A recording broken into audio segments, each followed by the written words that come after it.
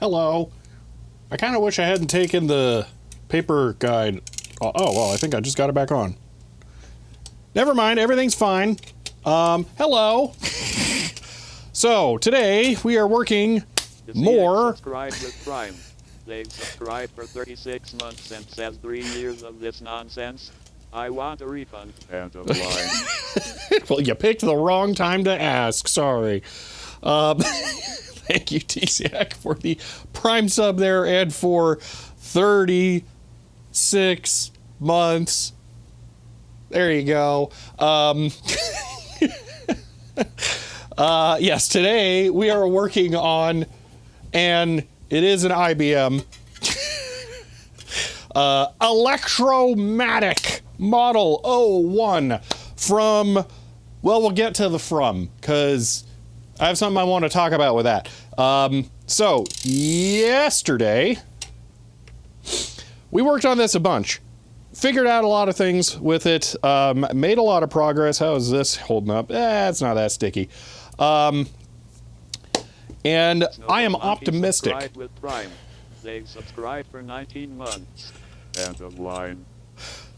Snowboard Monkey, thank you for the Prime sub and for 19 months of hanging out. I appreciate that.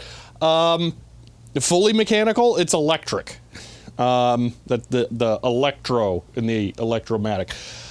So we got a lot working, but we found out that we still have a lot more work to do. But before we get too far into that, I want to talk about a little history thing with it, because I was trying to do a little bit more research on it, particularly with the serial number. They've subscribed for 43 months, currently on a 15-month streak. End of line. Hellecroft, thank you for the tier 1 sub there and for numbers 32, that's 48, and around 43 months there. I appreciate that. Optimism sounds like a mistake. I mean, it's not a PS2. So here's my serial number, 120,650. Now I want to go look at the web page that lists serial information for these typewriters to talk about something. I also wanted to remember to kill this. So yesterday we were looking at this website. This is typewriterdatabase.com. So they list the USA production for the IBM Electrostat Model 1 as starting in 1935, going on through blah, blah, blah, blah, blah. They have these serial number ranges for each year. And I was curious, like, where'd they get this information? And this information comes from this reference number 20, which at the bottom links to this page by Monk, who actually is a local to me, which is kind of funny. CHER 100, where does the reference diskette go? I might have already started running. End of line. Chloe, thank you for the 100 bits. So this is National Office Machine Dealer Association 1980 Typewriter Age Guide. 1980. 50 years almost after this typewriter was made, okay?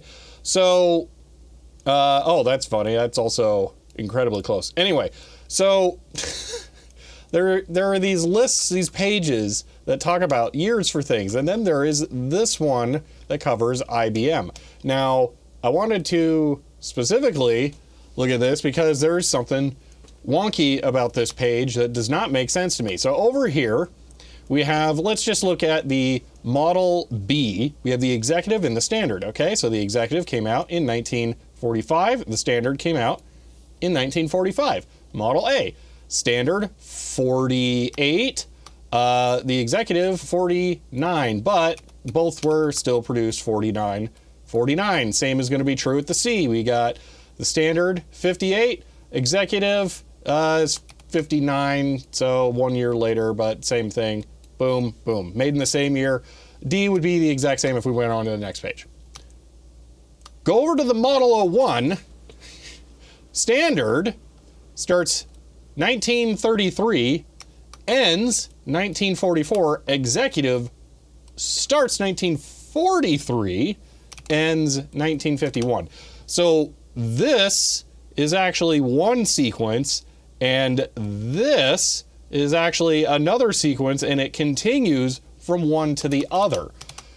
So there's no overlap, but that's not how these typewriters were always done. They're always two versions of the same model. So this doesn't make sense to me.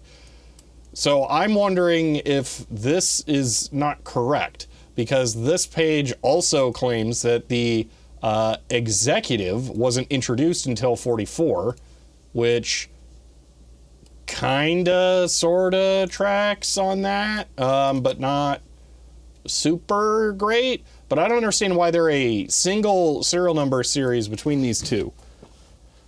So that doesn't make sense, in that the Standard just disappears. That doesn't seem like how it would have worked.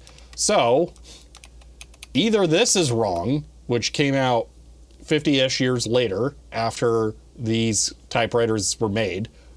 Well, let me rephrase that. I think this is wrong, but there's no way for me to prove it because this is all way, way too far back.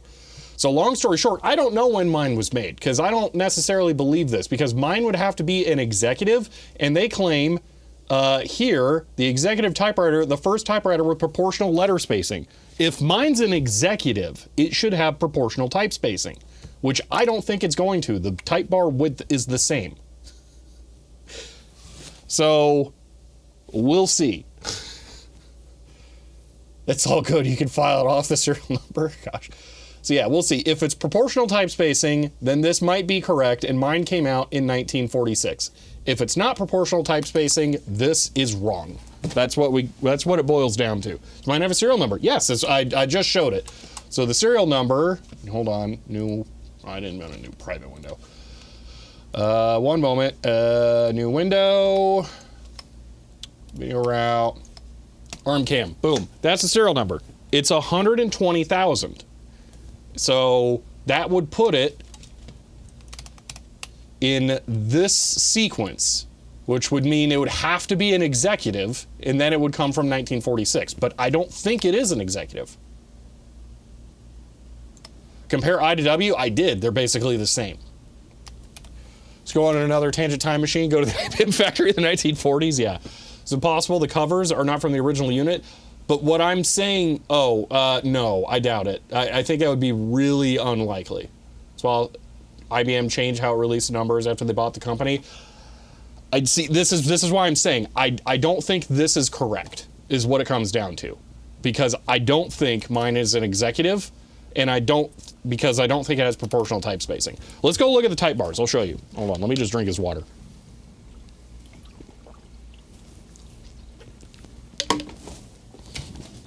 All right, now we're pure coffee.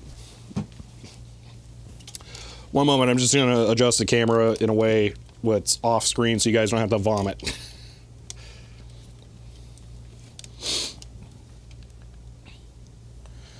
Okay, like from the toilet.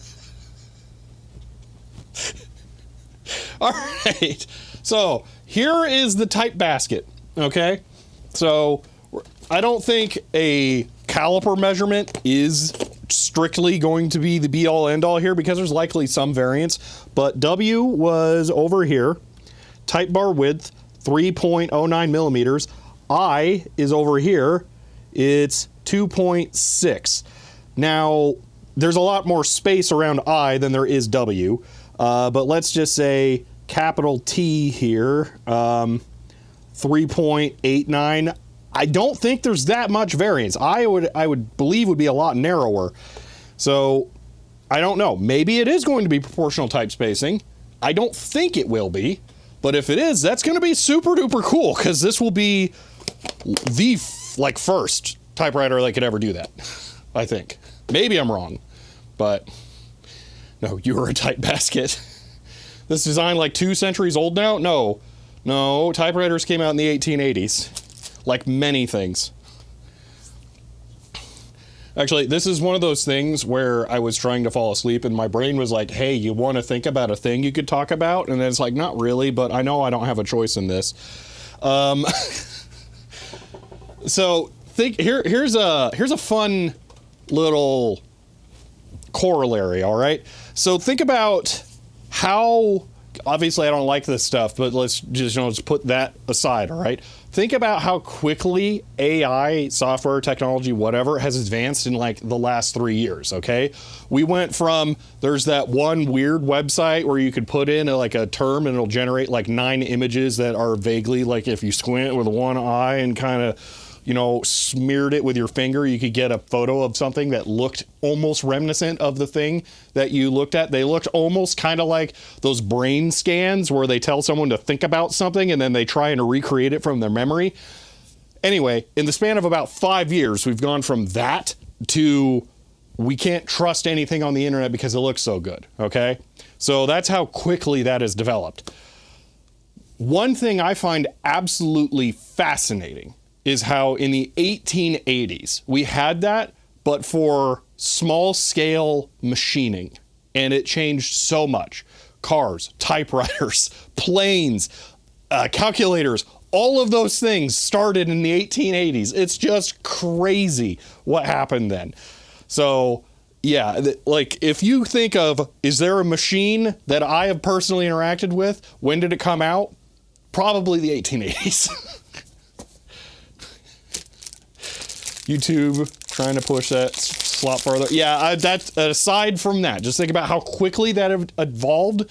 That's what happened to machining in the 1880s. It's crazy. Yes, in 1880. So that's not 200 years ago. It's 150. But yeah. Anyway, so that's just something that like. That joke of like, oh, men think about the Roman Empire or whatever all the time. Like, I think about the 1880s all the time because, like, it just blows my mind how quickly that stuff evolved. Anyway, here's another thing that I want to try and do today. So, these are the typewriter's spools, all right? So, mine is a carbon typewriter. I think the executives were film as well. The ribbon is utter trash. It's full of holes. This is the one time where I'm like, nah, there's not even a chance that I'm going to be able to reuse this ribbon. So I dug out one of my brand new universal 2-inch typewriter spools, and I think today we're going to try and just re-spool the ribbon, assuming we can get everything else working. So that's one of my goals today. Why did you think about the Roman Empire? Yeah, exactly. So I think Doc Brown could have gone petroleum-based fuel in 1885, but decided to push it with a train. Yeah. Yeah. 150 years ago, just round to 200. Yeah. Okay. Did you get it typing yesterday? Kind of. So, just slightly. Be back later? All right. All right, now, before we start trying to go over what all we have to do today, because it's a lot, I'm going to try and stick this onto here. So give me one moment. I want to hook this here-ish and then pull this. Yeah, this isn't going to be trivial. So I want to take this piece of foam and I want to stick it to the side here because this is slightly inset from there you can see. And I keep having to flip this thing onto its side, and it would be really nice if I just had a piece of foam that was on there permanently. I just adjusted the, I didn't adjust it enough, the page end, so it will stop trying to go past that. I think that would be smart. We can do that so I can move over more. So let me try to do this. I know there's a really good spot on the bottom where I can hook it. So I'm less concerned about that. Here, let me try and reach underneath and grab. Okay, and now I'm just gonna, not my favorite solution there, but there we go, because there's a lot of space there. All right, so now I can more easily just pick it up, flop it there, and then I don't have to worry. This will keep it, because what happened yesterday is I didn't have this. I had something that was somewhat level here, and then it tipped. That was not good. All right, a keyboard without a monitor. It's natural. I don't like it. Yeah. Got any carbon paper? Have you met me? Of course. All right. Did you know? Well, at least when I did the video about it, you can still go buy carbon paper new. All right. So, pop this down over here. Now let's cover what all we have to do. So, this thing is ridiculous. So yesterday, we determined that this power roller, which gets driven by the motor up here, is kind of, you know, important or whatever. So it spins, you can't really see it spinning. Hold on, let me increase the brightness. So it spins like that, all right? And then these are what the keys press. They release like that, and then it's supposed to hook into that, get pulled forward.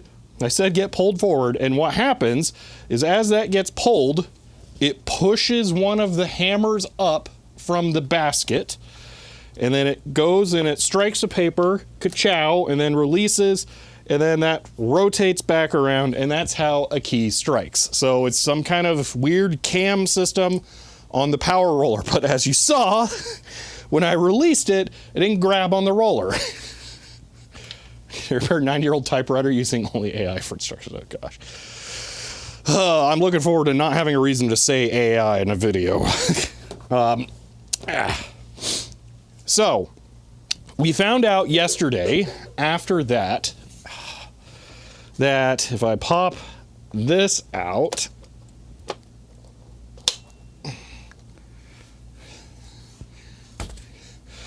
we can get in here, splay this, which is a grip, like a little pincher thing. I don't know how to describe it. This is on a threaded rod that backs in and out, and that's how you set the distance to the power roller. So we adjusted this one here yesterday. We moved it slightly closer. I think you can even tell, actually, that it's slightly closer than the other ones.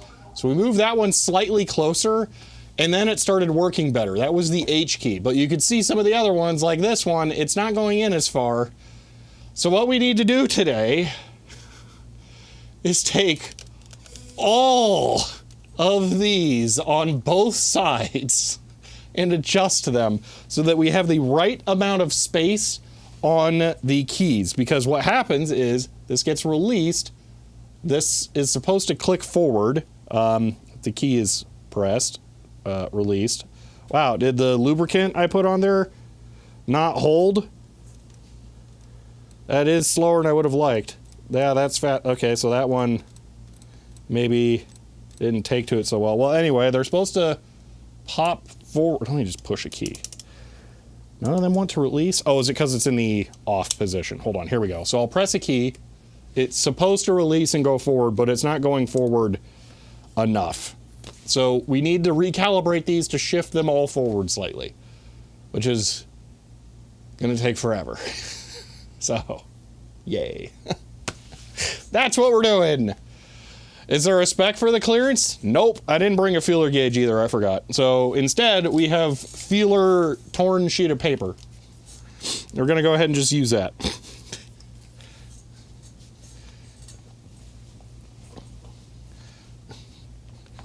Could the issue be old hardened grease? There is some of that. That's what the not super responsive movement problem is. We went through, we added 3-in-1 oil and manually cycled these to try and break up the grease. But I can't like douse them in grease because they directly interface with rubber, and that will destroy the rubber. It will harden it, which will make it crack, and then it won't, you know, work. So that's fun.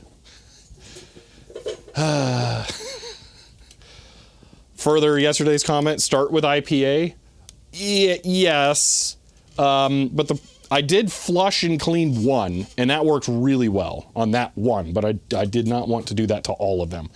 But as we narrow down which ones are really bad, I think I might have to do that. All right, the first thing I'm going to do here, I'm going to pop this back down. And when we pull each key's clamp thing, I don't know what they're called, we have to be able to hold the hammer up. So I'm going to add a bungee cable here that is going over the hammer stuff, so that I can get the hammer to be, hell, that's not tight enough. Okay. Let me try this way. Hook it onto that. And then find something underneath. That'll work. Oh, I don't like that though.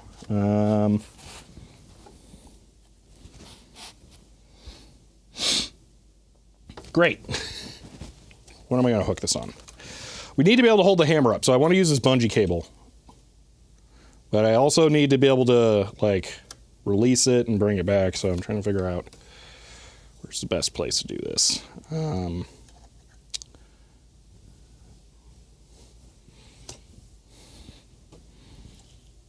Ooh, that could work.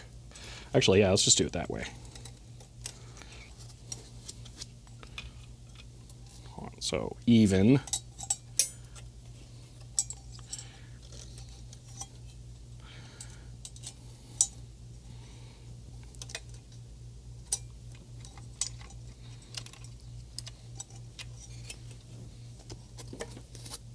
Oh, there's a nut on that side, but there's not on the other side. I'm sure that's not important.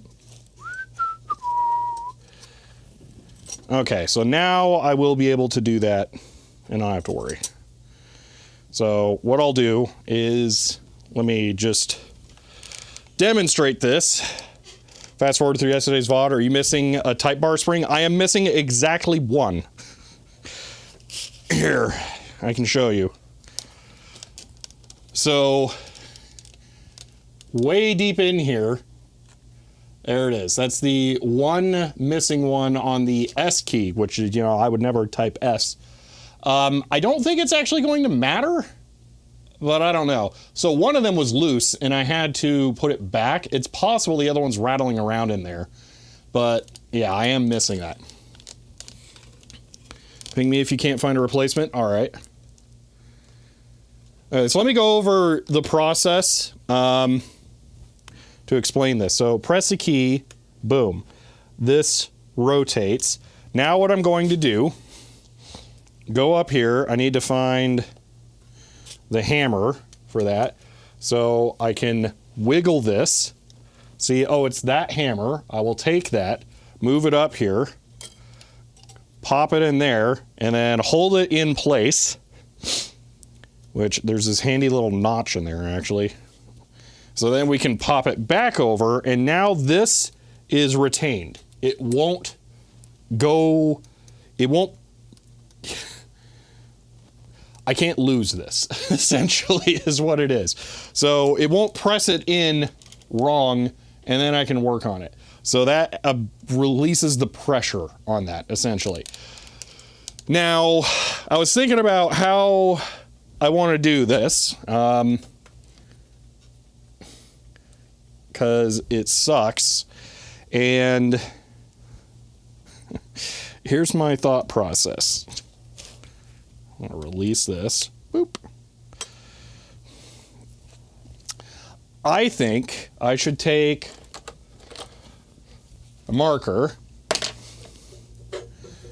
and what I should do is I should do these 5 at a time, make an adjustment on 5, and I'm thinking I might do 1 full turn on each one, then put the roller back in and check the clearance on them. That way I'm not having to put the roller in and take it out and put it in and take it out constantly, because it's not easy. So that's why this. Mark it with colored Sharpie, wipe off with alcohol. This wipes off with alcohol when you're done. Additionally, it's black Sharpie on the things that interface with the black rubber. I don't think it's going to be a problem. But the other thing is there might be a slight amount of oil on these, so I need to make sure that they're marked in a way that it won't like just wipe off. So I'm a little nervous about using something like just dry erase. Missed yesterday's stream because we went strawberry picking. You know, problem? Pack a bungee cables. Yeah, well, I've had these for years. I just don't use them that often. All right. One color we're working on, another color when complete. I'm just going to know that I'm working on them in groups of 5 at once. So, all right, let's just get started. I'm going to start recording all the cameras again. Even if I leave it recording the entire day, it has 5 hours left on it, I'll be fine.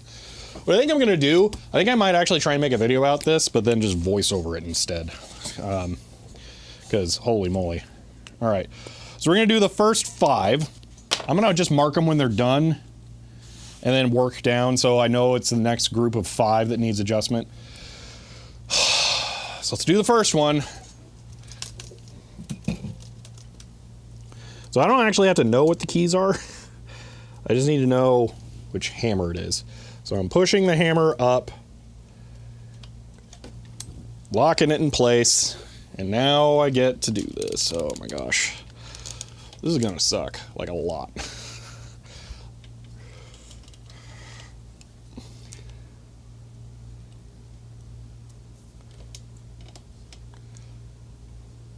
I feel your tedium. Yeah. I don't envy your task either. This thing could frankly use a full teardown and clean as well. I just don't want to. And it is not easy to do here at the office. Okay, you know, I really wish I had a... Do I have my spare light panel still around here? Where did that go? There it is. One moment. I want more light.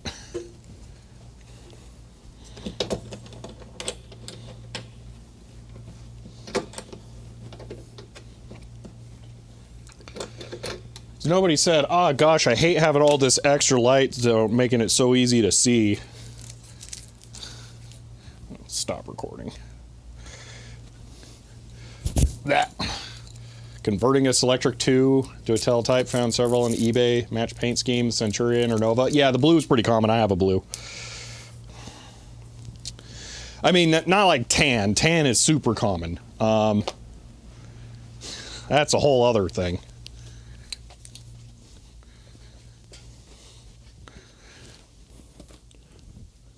Hold on, you nerd snipe me. I got to show you a thing. Oh, I don't know where it is. Honestly, that's probably for the better. I have a book that tells you how to convert a Selectric into a teletype. It's not trivial, because you need a bunch of solenoids and stuff. What was I doing? 12-volt power supply. I didn't say it out loud. I was thinking it, though. My head was like, yes, 12 volts. Why is there a 5-volt power supply hanging out my 12-volt bin? Glad I checked. This is 12 volt from the external hard drives. Yep.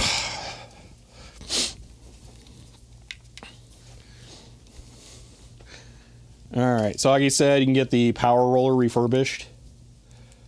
Wouldn't that be easier? I would need the thickness to be increased. How would I get it refurbished? There's a difference between getting the surface cleaned. It's not just like a platen, like a typewriter.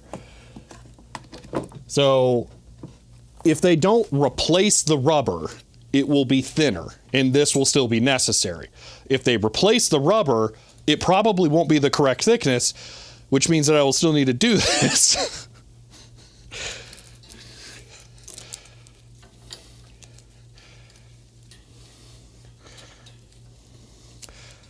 So I'm kind of screwed no matter what, is my take on this.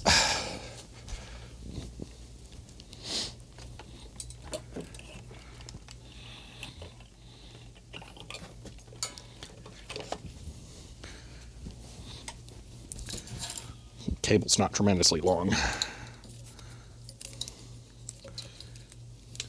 Company strip sealed rubber off, will replace the correct thickness. Tore of rubber I demand.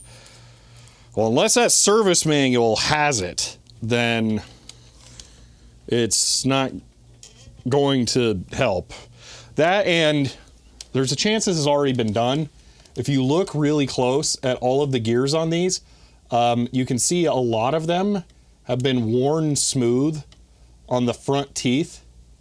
You can see that the tips are kind of missing there. So it's possible that the adjustment has already had to happen on these because of that. So I don't know, like look how much is worn on that first one there. Yeah, so it may have already been adjusted, and the power roller was the same as the platen in the manual, because they are very, very, very different now. Yeah, if the service manual claims that they're the same there, it ain't even close now. Like, you might even be able to see the platen behind it. No, just barely not, but yeah.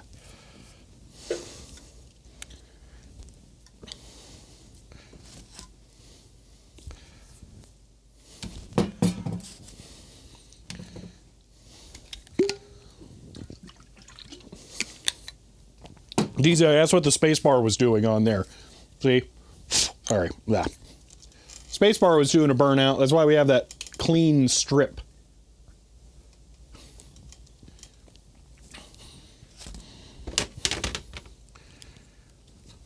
Diameter's no type of rubber yet. Oh, that, yes.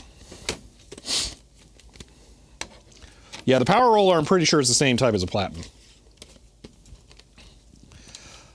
I don't know. How much does it cost to get a platen resurfaced? Because it's not bad, other than it's out of calibration, which I don't see a way that it will be back into calibration. I don't see that happening.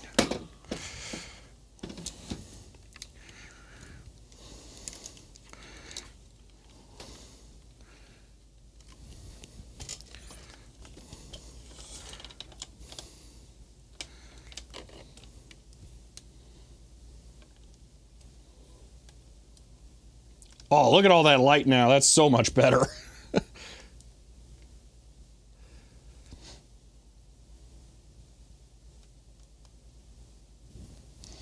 There we go. My roller has a different approach to power roller. It's got something that looks akin to wood chipper, various teeth and pegs that dig into and hook the teeth. Also, hair ties. So I'm not concerned about that right now. I'm not getting my hair that close to it while it's running.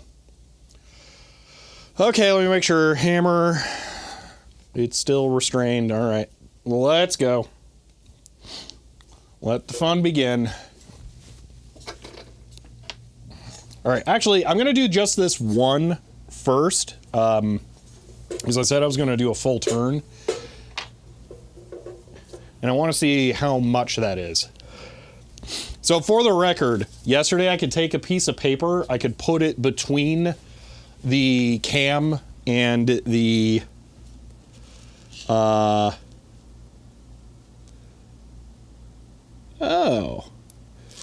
that's curious.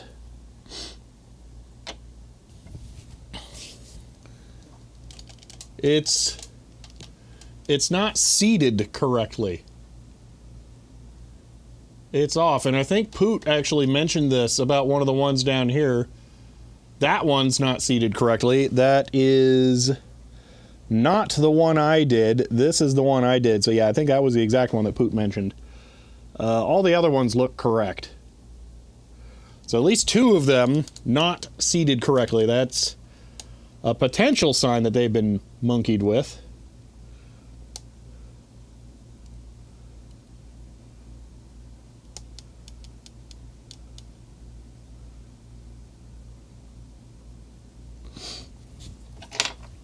All right.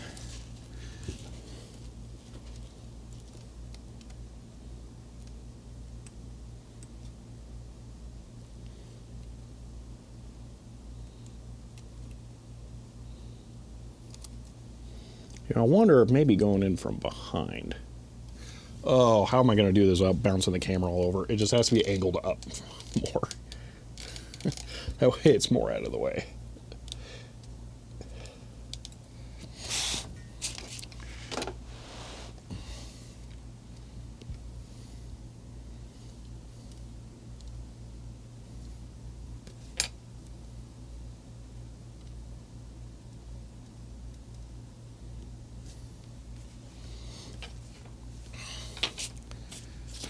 We can look at a rubber test in a bit.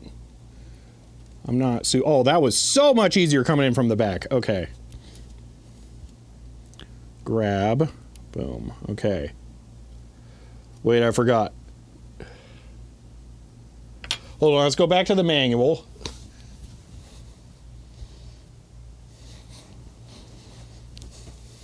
Because I want to reread the rotation.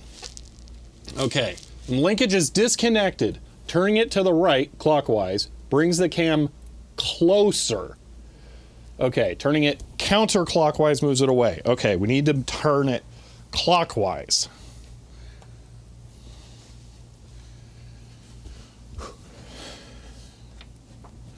So I'm going to turn this 1 full rotation.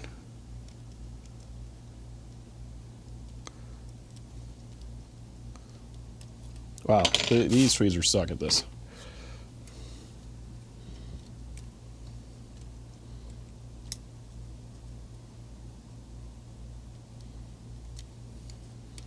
There's a half.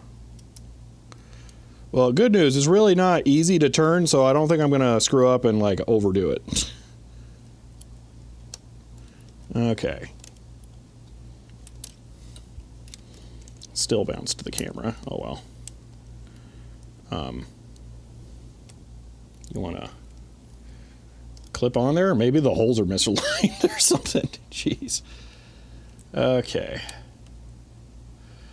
What happened here? There. Okay. Now let's put the power roller back in and check the depth. I am releasing the hammer.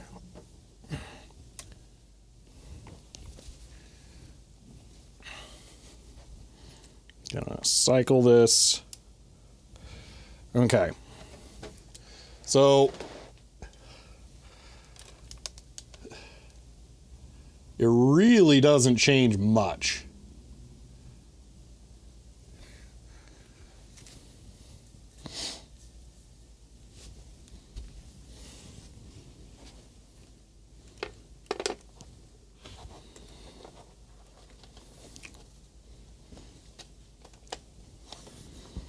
All right. So it should not engage, and it does not. Can I slip a sheet of paper between it? Still, wow, yeah. So I could actually bring it closer, yet still. Jeez. Like...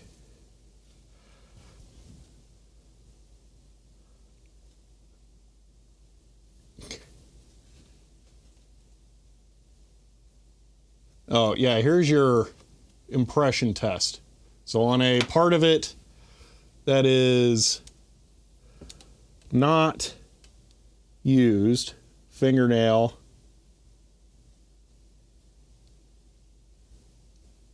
I think it might be okay. It really doesn't feel hard to me. It still has some pliability.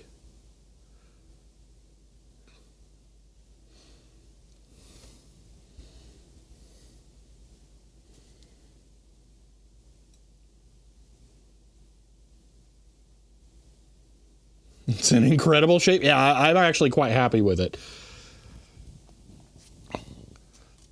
That's why, it was one of the reasons why I'm not super keen on replacing it. I just think we need to recalibrate it. Maybe someone else completely screwed up the calibration, and that's what happened.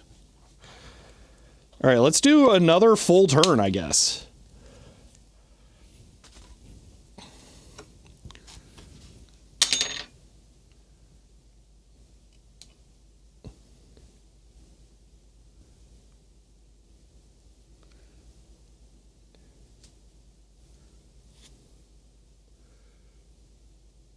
That's the procedure, but there's so many to do? Yes, exactly. That's why this sucks.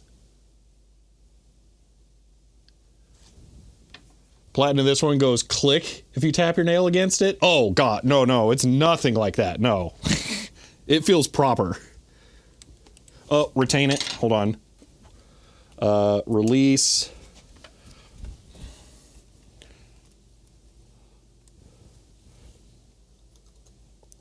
Hammer retained.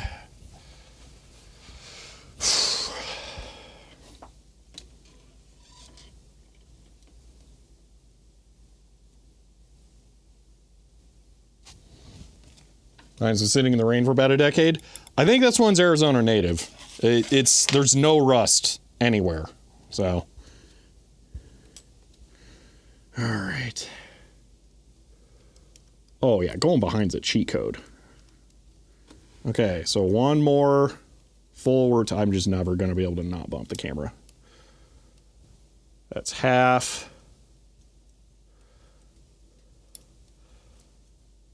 That's full.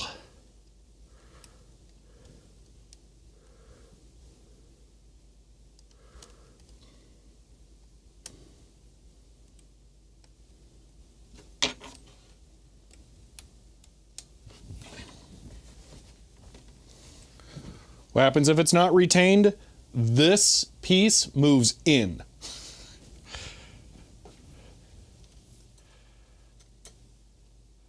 See how much farther in it goes? That's a bad time.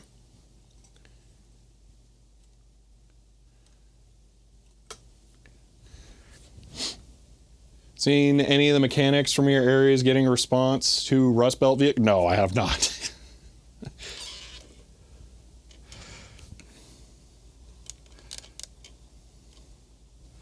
Well, that seems significantly closer now.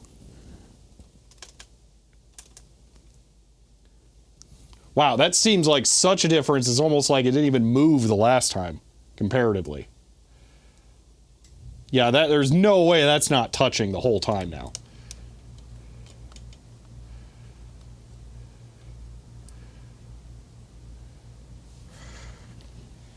Yeah, I suspect I'm going back a half, at least. So what I want to do when we start doing this properly, oh my gosh, I think it's actually not touching. When we do this properly, we're going to do 5 in one go. We're going to check them all, and then we'll mark down which ones need to be tweaked. Holy moly, you're kidding me. It's still not touching.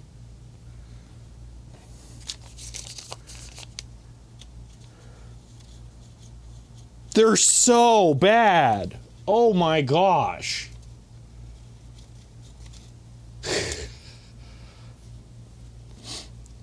So the space was already adjusted. That one was down here.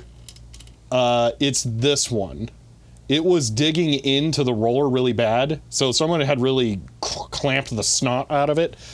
So it was dragging constantly. That's why it's worn there. So I backed that off a half a roll and it no longer makes contact. And the paper on that does not go in. Do I have some cardstock paper? You want me to say, oh, it's better now just by using a thicker gauge? Dude, look at how much space there is. Oh my gosh.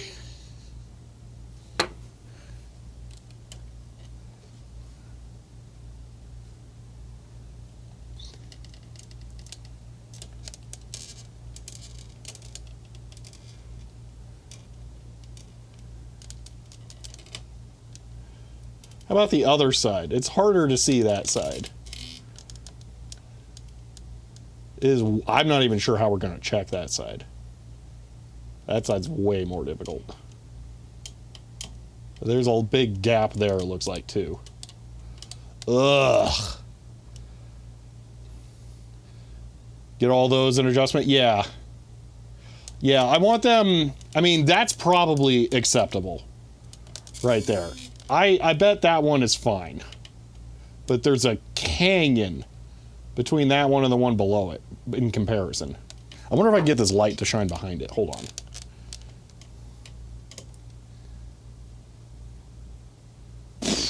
So much space. Yeah, look at that. Holy moly. So yeah, we got a lot of adjustment left.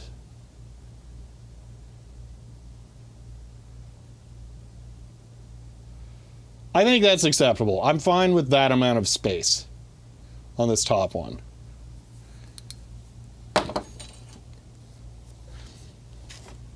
I suspect the roller is shrunk. Yeah, that's my guess too. Try using rubber restore on it to make it get bigger. I don't think that's a good idea because that's going to be on like the surface, and then it will evaporate part of the surface, and then some will seep in, and then I can put it on again, and it's going to grow and shrink and grow and shrink. I just think that this is the better long-term solution. Okay, I'm marking this one done. So I'm going to pull off 5 now, or I'm going to do the next 5. Oh my gosh, hold on, I'm taking notes.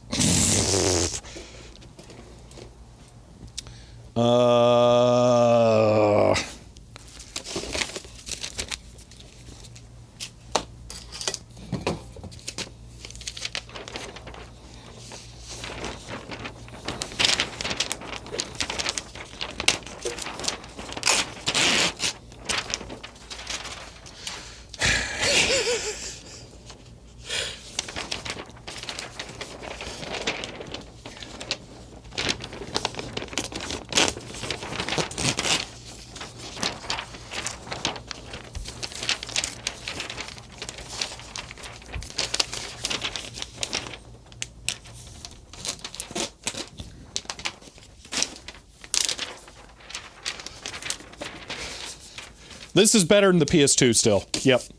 It is. Sorry. PS2 sucks. Okay.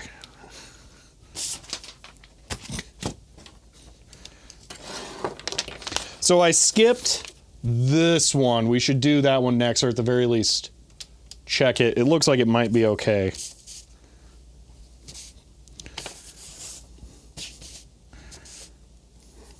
All right. I'm going to go ahead. I'm going to do 2 things here. Could thermal expansion be playing a role? No, it shouldn't be that bad. Do I have Notepad handy? What's cooler, Notepad or green bar? Okay.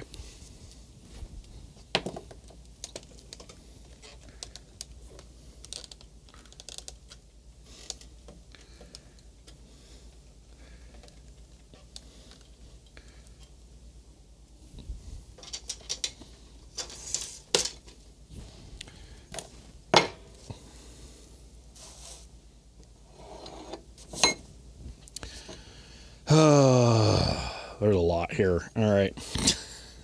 So I don't know what the top one is, but this one here, that is dash.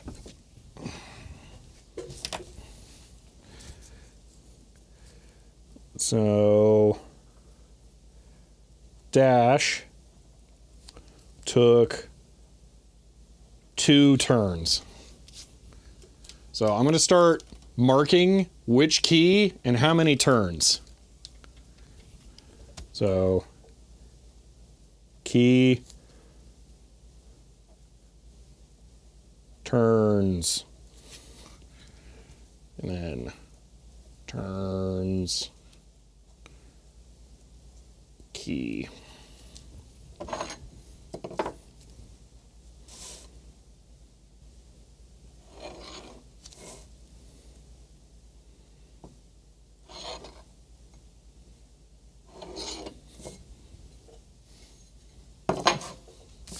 Don't waste green bar unless it's for intended purposes. Already did. This is from the Typewriter. It's just garbage printout of my home folder on my laptop. Okay. Actually, I want to move this down. I think I'm going to use top and bottom here as well. So I'm going to do -2, because I don't know what that top is. Okay, well, that's just glue. That eraser, that's cool. Yeah, the whole thing is... Well, some of the stuff that's towards the inner part is not as bad. Let's see if that works.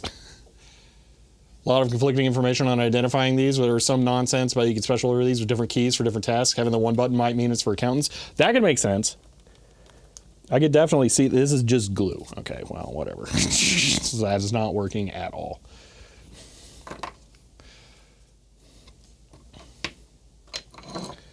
All right, let's figure out what that top key is, because I would like to know, and then we'll do something. I don't know how I'm going to erase that. I don't think I've ever had an eraser go hard instead of soft. See, this is the exact same pencil with the same kind of eraser. It worked slightly better.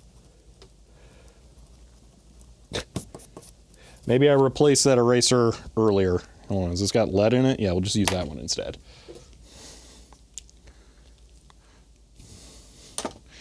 Okay. See, it looks fantastic. It's great. Okay. Let's figure out what that top key cam is. So I want to know what this is.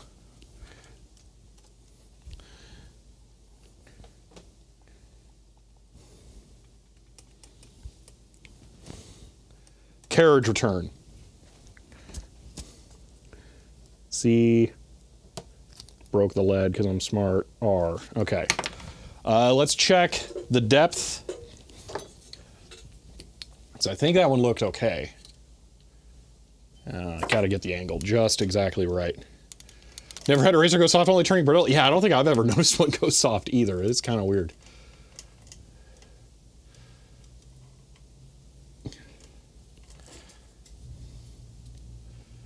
Okay. That one looks okay. If anything, I think it's touching. Yeah, I might act... Ooh, that one seems like it's dragging now, too. Okay. Interesting. Yeah, if I was going to do anything on that one, I would back it out a half step, but the roller seems okay, so I'm going to leave it. I'm going to mark that as 0. All right, which means next one.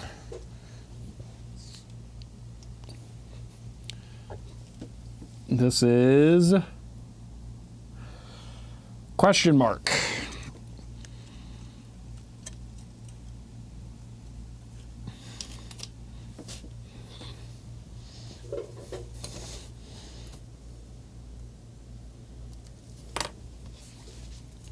All right, that one was massive. So we're going to do, oh my gosh, I guess 2 rotations.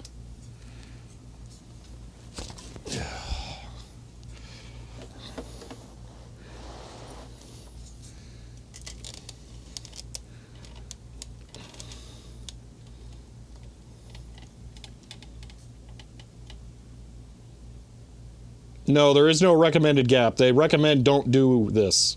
But they probably also recommend buy a new one before it becomes 90 years old. So we're well out of what they would recommend.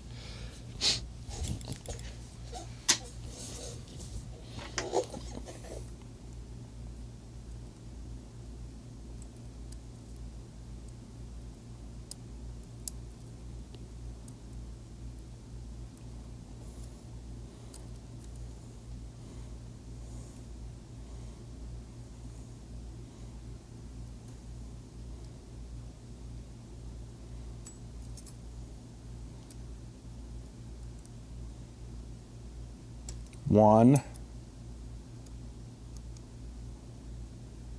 1.5, 2. Okay. Now, I'm marking this down, and then I'm going to release it. We're going to do the next one. And we're just going to do this 5 at a time. That way I don't have to keep putting the roller back in, which is really hard. Let me clear a little space so this is easier to negotiate.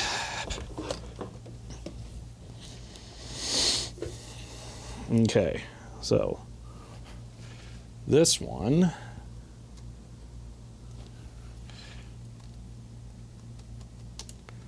was stuck.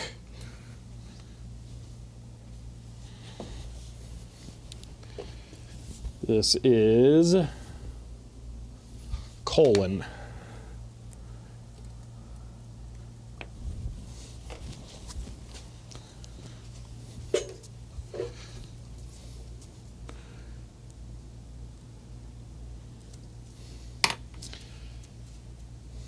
I think the big quadrant with teeth is the shift drive. What are you talking about? This one up here? That one's carriage return.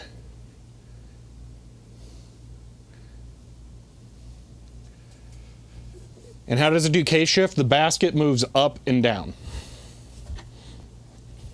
Okay, I'm going to do 2 again.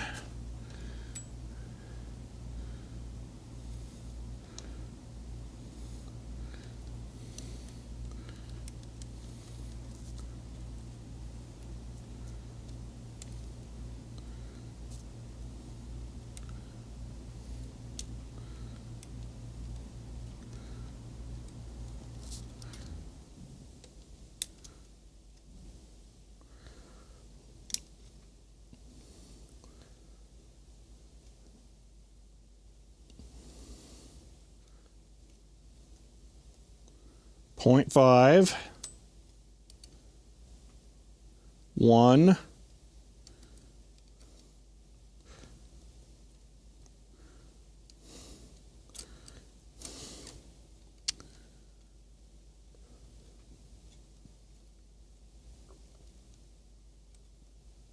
1.5,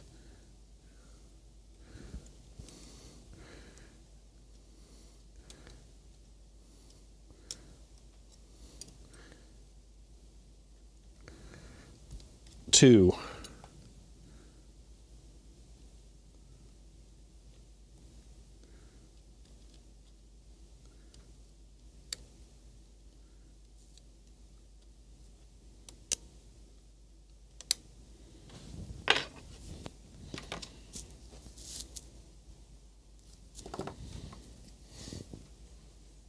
Hence the big teeth and why you have and C.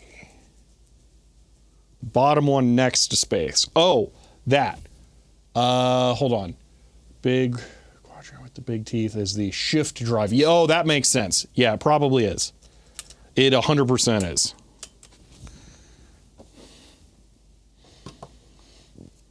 Okay.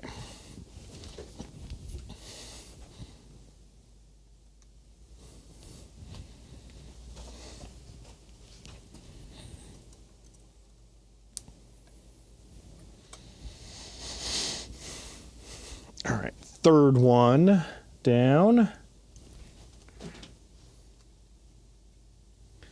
is period.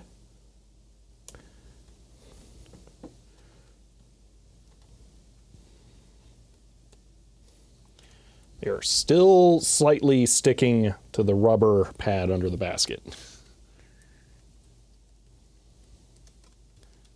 So that's fun.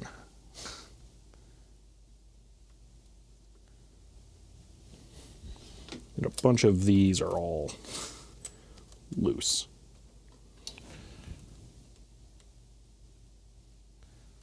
There we go.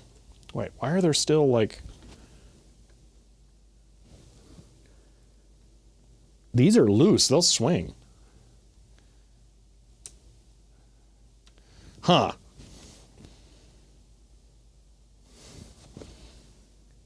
There must be something to the leverage system. Maybe I should power it. Or put the roller in and power it once every 5.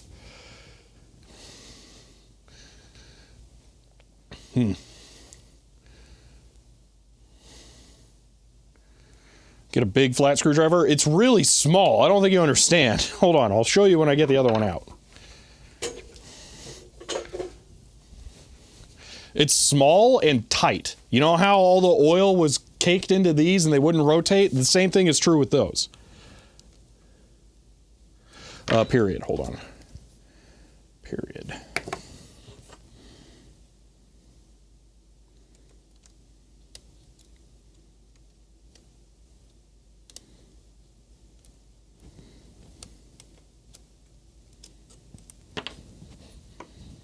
So, screwdriver. Oh, I actually have a better angle. You guys saw better than I did. Okay, this will work. That's still really tight. 0.5. 1. 1.5. 2. Okay, that's way better.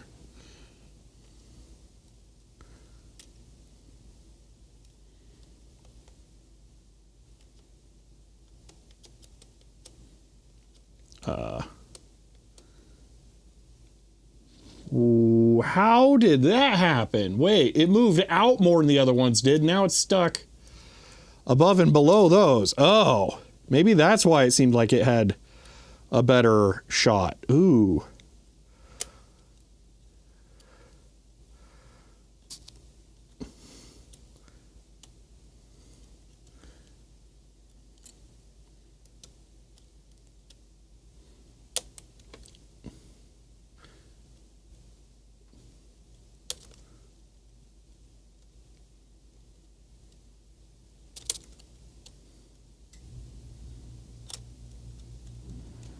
This sucks, by the way. I don't like this. Okay. I can make, yeah. There we go.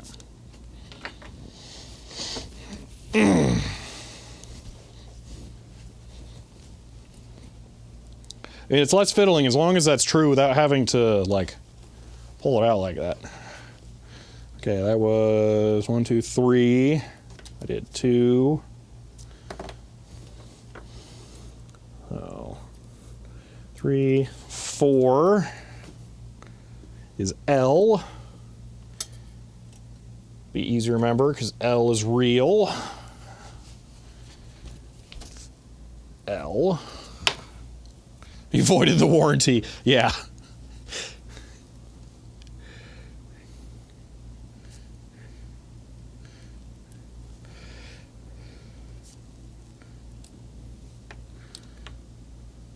Okay, so if I don't pull it all the way out, there's less space.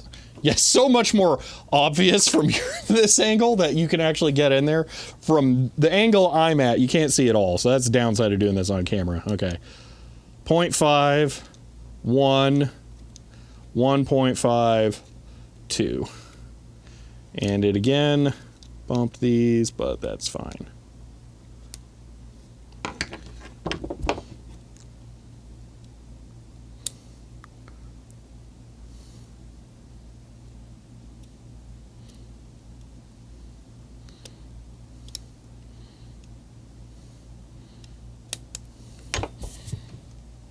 Okay. Should I drive 90 miles to pick up a Selectric 2? Is it a correcting Selectric 2? I don't know. I find them a lot more common than that. 13 plus fuel costs? Yeah. Maybe slightly smaller screwdriver? You just tell me use a big one. Okay. 2, 1, 2, 3, 4, 5. This is apostrophe / comma.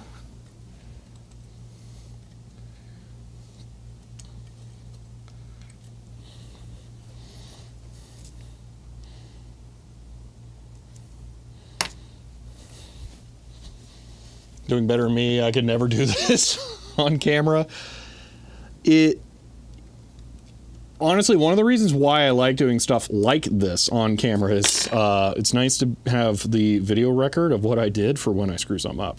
0.5, 1, 1.5, 2.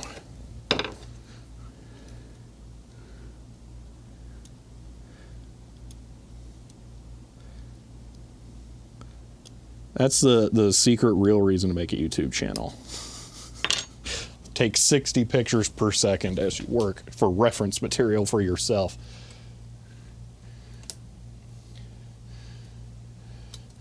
Okay. I'm going to put the power roller in. Oh, these are all wrong. I'm going to put the power roller in. We're going to check the clearance. And then we'll see what it does, because it's behaving slightly weird, and I don't like it.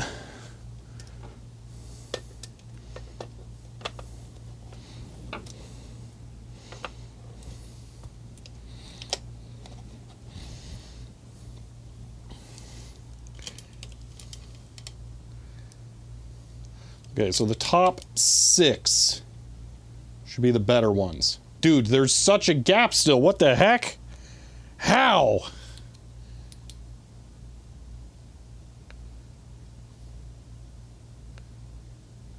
It's like it did nothing.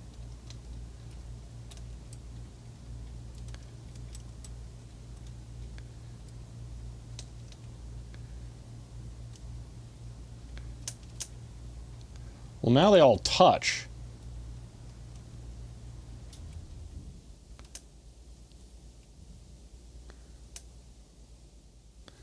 I don't know.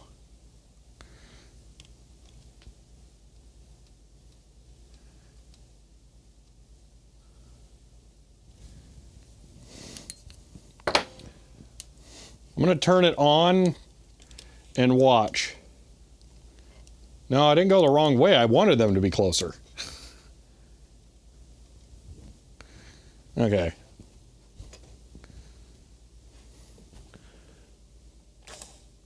That was fine. Seems okay.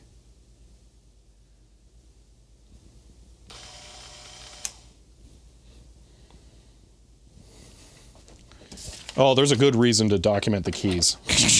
Because now I know which ones to press. Still makes horrible motor smells. I think it may need new, or might need new brushes.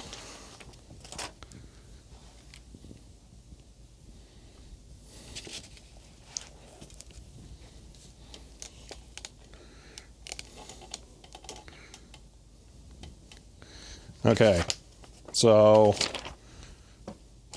that sounds awful still. So dash, perfect. Really, really good. Question mark. Really good. Semicolon, super good. Period. Sounds very different, but it's good. L, really good. Comma, really good. Just added something to notice here. It is attempting to advance the ribbon, but it's not necessarily doing it.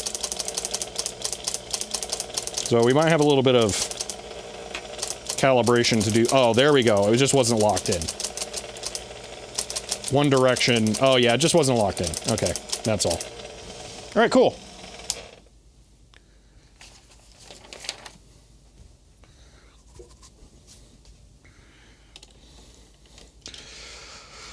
All right, we have the recipes to success. We just have to bake the cake for the next 3 hours.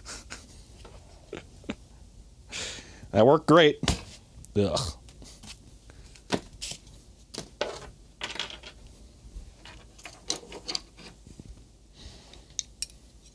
Motor sounds like a coffee grinder with beans in it. Yeah, it does not sound good.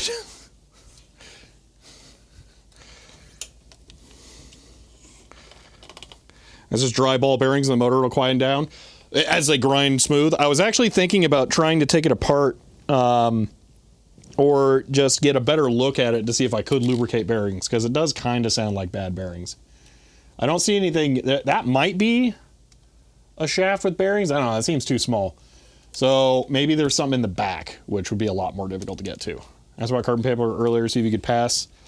The need for a ribbon to test bypass the need. Ribbon. We're going to just re-ribbon that spool.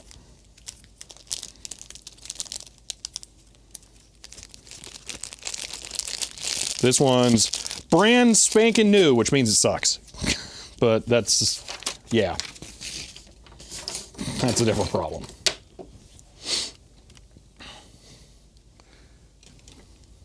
All right, remove the roller and continue on. I'm going to keep doing it in groups of 5, and I guess I'll just do 2 complete turns each until I have to adjust them. One of those seemed less ideal, but it worked, and I'm not going to complain.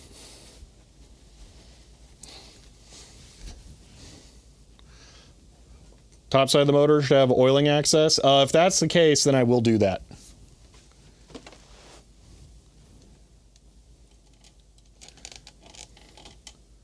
You know, the case, but okay. First things first. 1, 2, 3, 4, 5.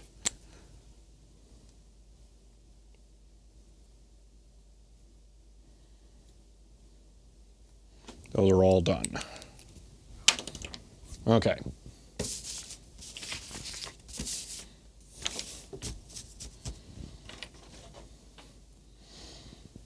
Maybe that is shaft and coupler combination. I mean, this isn't amazing, but I don't think it's a problem. Here's the other thing, okay? It sounds great upright. So, yeah, that's one of the weirder parts.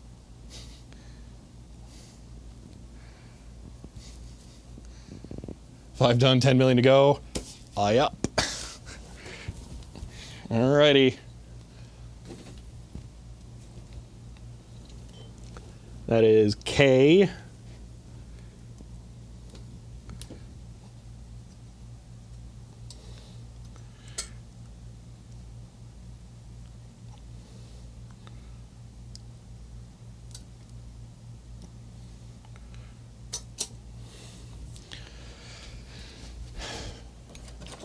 More amazing, the start cap is still good. Shh, don't give it ideas. I'm really nervous about the start cap. Because I'm pretty sure it's one of those horrible chemical ones. I really, really, really, really don't want it blowing up. Like, really, really, really, really, really, really.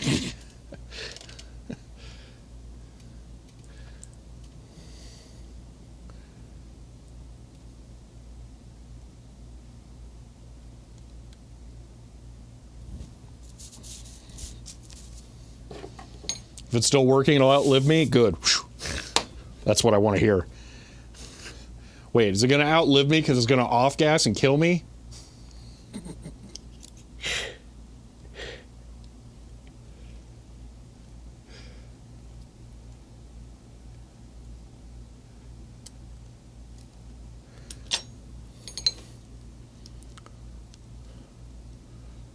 .5, 1, 1.5, 2.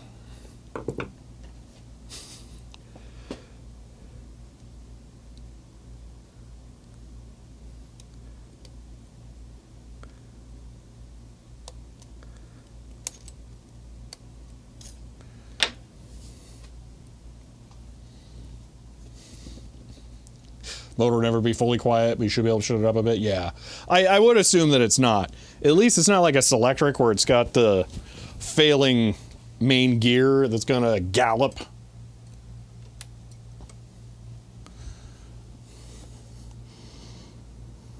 Okay. Is that a Sharpie mark? 1, 2, 3, 4, 5, 6. So that's just a coincidental scuff. It looks very much like a Sharpie mark. Okay, because that should be K. It is. Okay. So next up is M.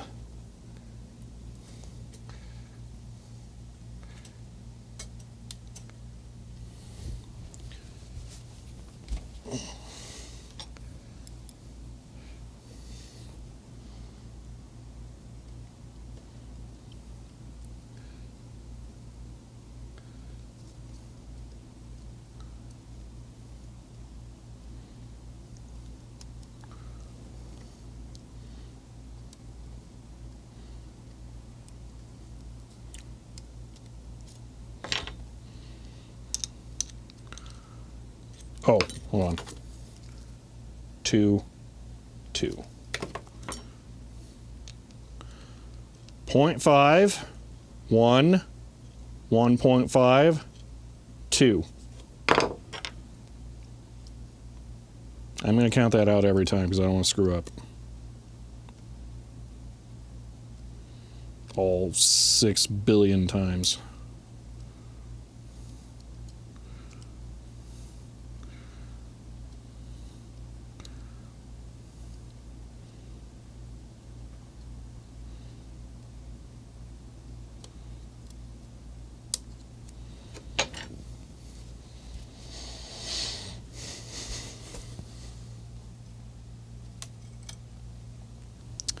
Okay, the third one is J. That. That was M to J.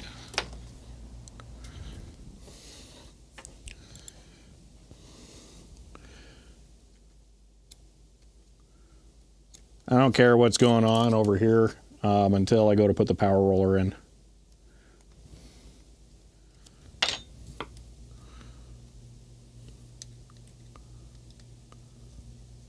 Point 5, 1, 1.5, 2.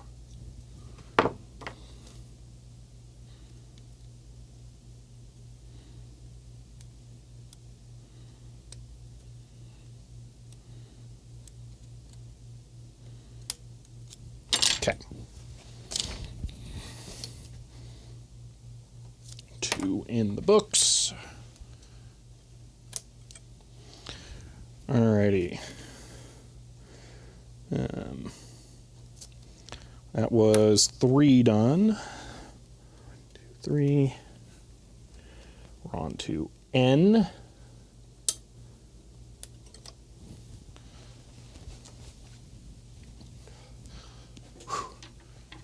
Typewriter with a floppy drive? There's a lot of those.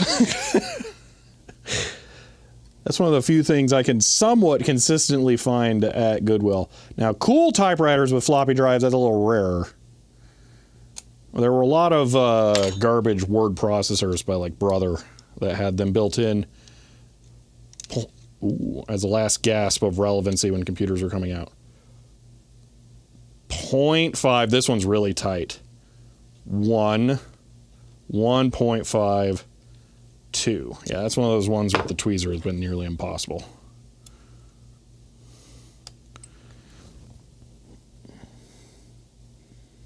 That one's open a little more than it should be. This was N, right? N2.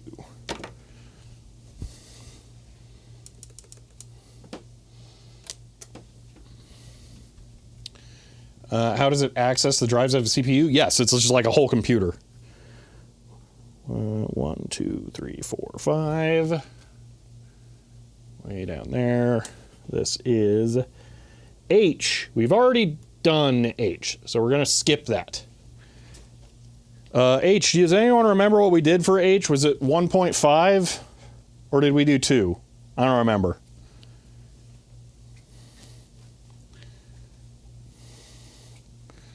Yeah, I think so, Local H. Yeah, as far as I can tell, this is it for first consumer IBM product. I did Pi. Okay, thanks. Well, hold on, let me write that out. 3.1459265358979.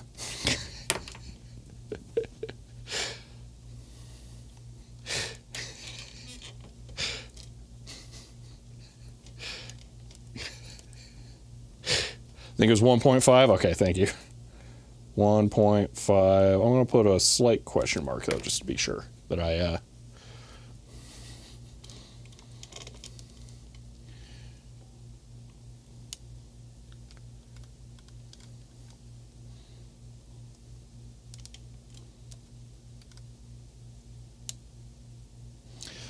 Well, Digital Ice Age, who was Remington selling to? Were they primarily business?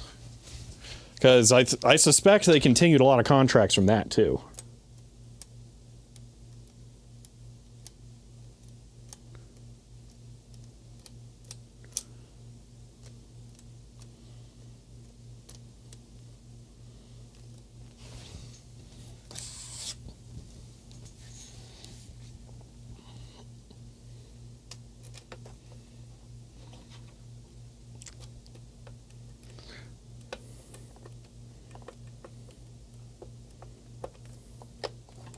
Okay.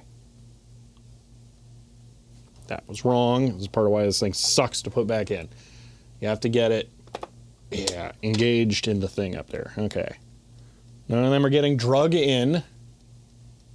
That's a good sign. The ones that are too tight get pulled in. All right. Let's check the gap.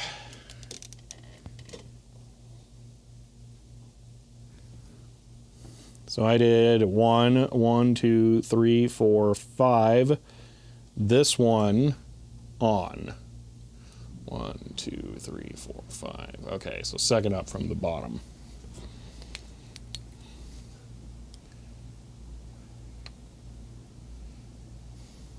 That gap looks a lot better. That one sucks, but we determined that they're not that bad.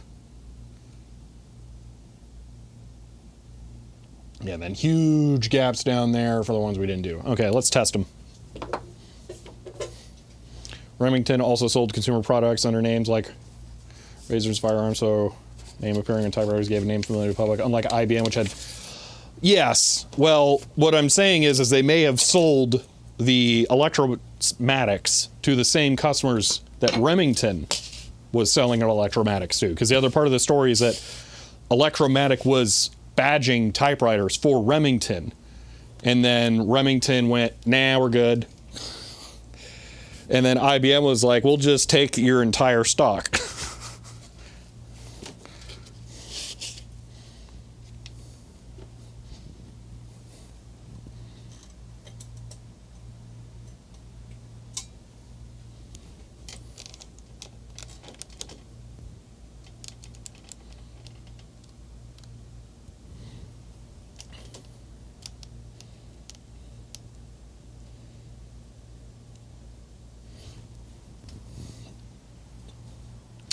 Okay, power.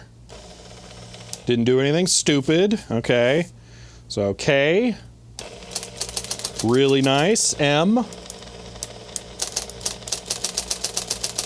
better once it worked into place. J, really, really good. N, good. H, good. I want to check the other ones. So dash, good. Question mark.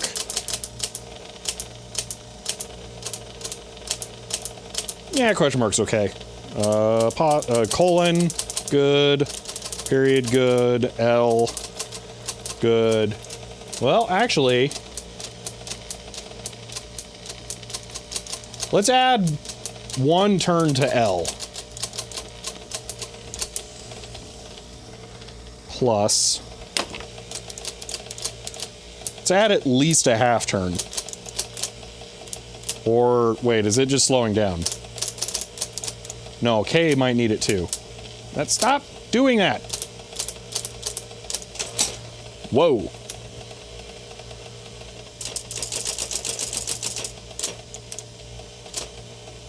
Or maybe, are they getting jammed up there?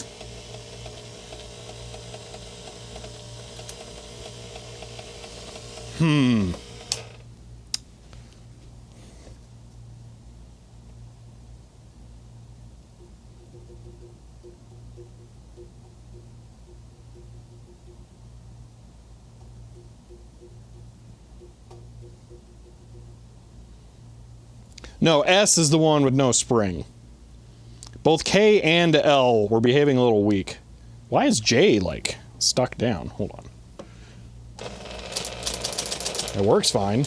Yeah, so it's a weak return on K and L. Okay, we'll check K and L to make sure that they're not really farly backed out. Let's go through all the other ones again. J. J works great. N.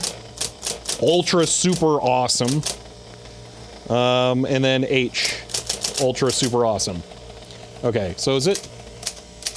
I mean, why is that like double hitting?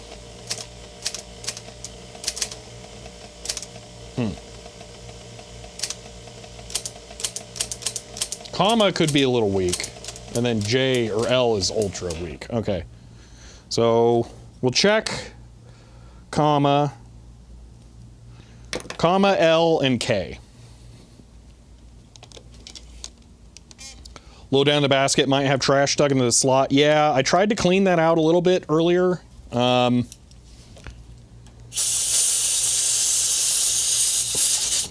Didn't work as well as I'd hoped. Comma and period should be weak. I want to poke holes in the paper. No, that's a good point.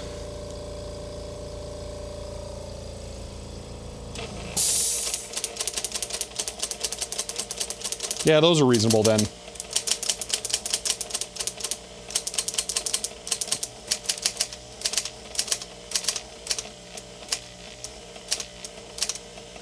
Dash is doing something wonky, though. I think we need to back out dash by 1. Minus. We'll back it out by a half turn. Okay.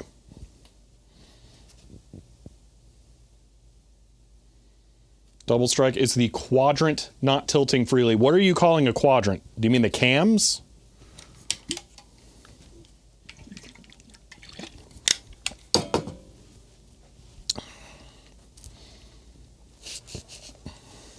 So the IBM manual calls these cams, if that's what you're describing.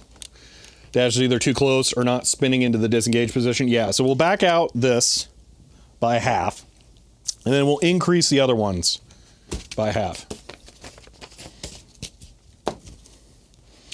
And this is why it's gonna take all day.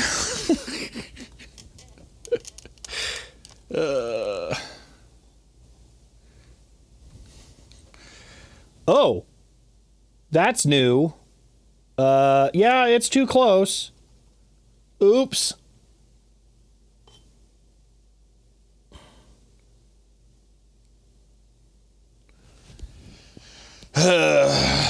Okay. Well, none of this one might be working on it. Whatever. We're gonna back out comma by half.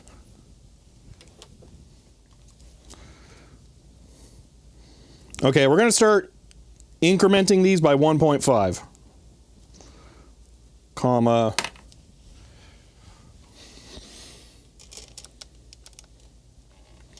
Okay, we're gonna back this one out by a whole one.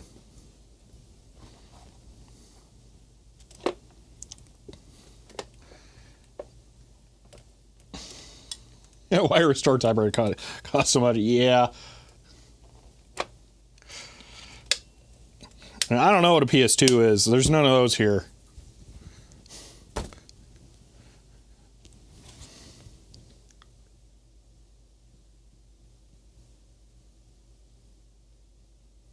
I think it just barely got the surface. It's okay still. Ugh. Okay, so that was this one?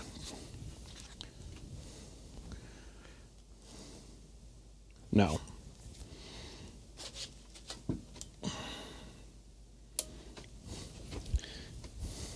That was dash. Yeah.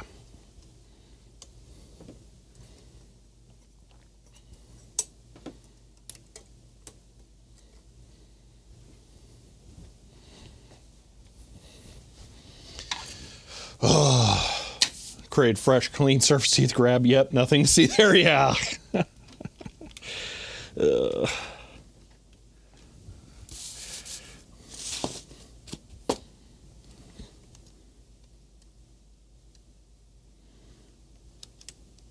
Okay, we're gonna do it as 1. each. Actually, we're not gonna go in by 2. We're gonna go in by 1. Okay. Minus 0.5 minus 1.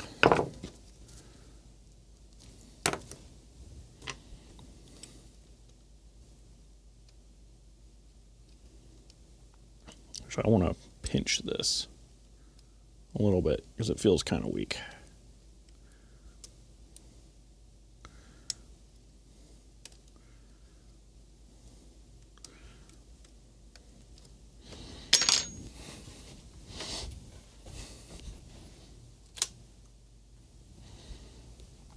Okay, next, semicolon, I want to add 0.5 to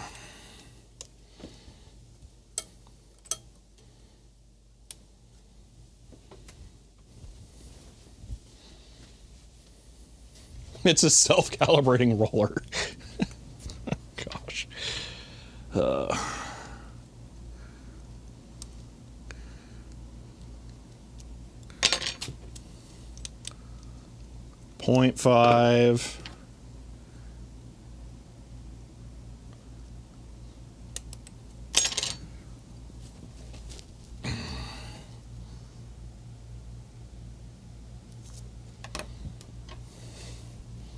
All right, and then L, we're going to add to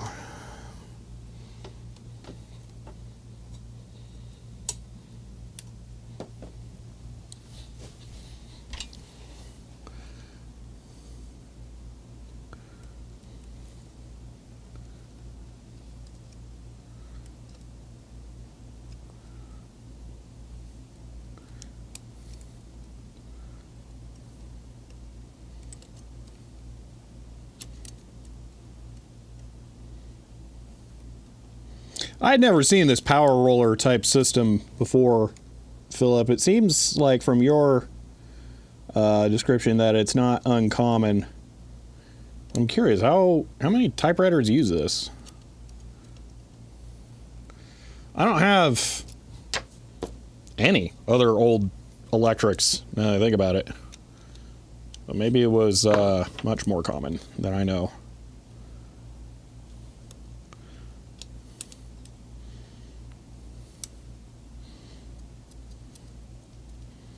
Speaking of electrics, though, there is an electric Monroe adding machine on Craigslist nearby.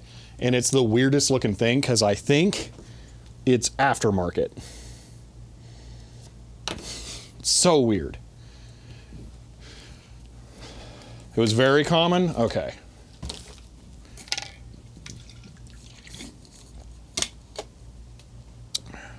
I'm going to start marking the hammer or the key grips instead of the back of the cams, because then I can actually see it.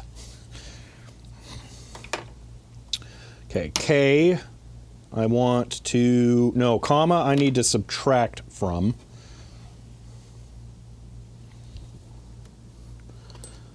Let's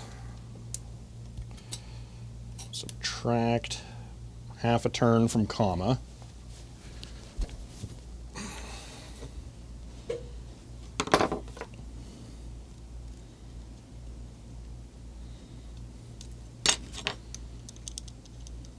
Minus 0.5.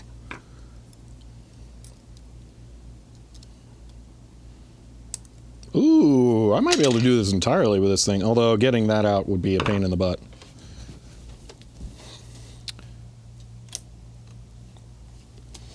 Okay, minus 0.5. We're going to add 0.5 to K.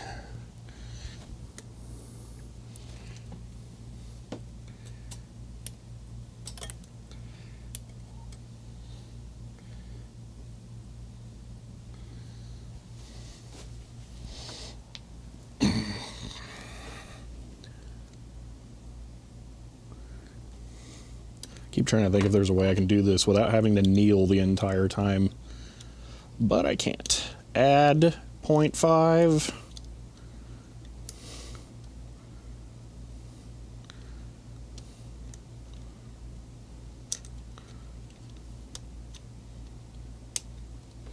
Okay.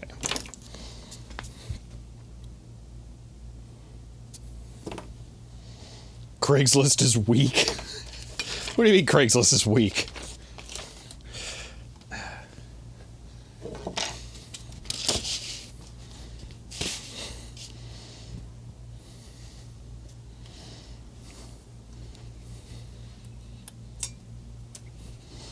Okay.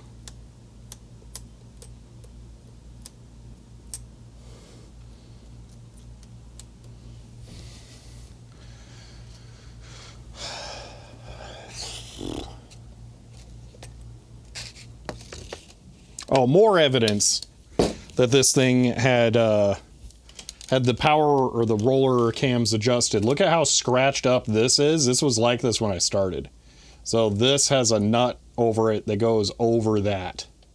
So yeah, it's definitely been adjusted before.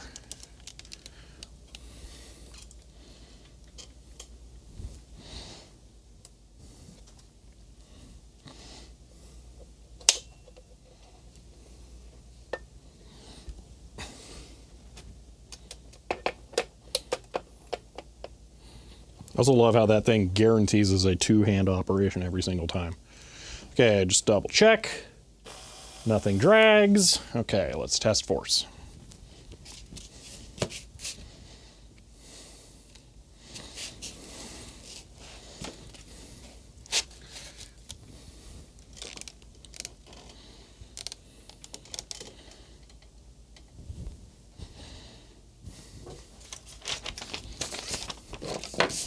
Taking notes was a really good idea. I'm very, very, very glad I did that. Okay. Dash. That feels better. Not double striking. Okay. Semicolon. That feels about the same as dash.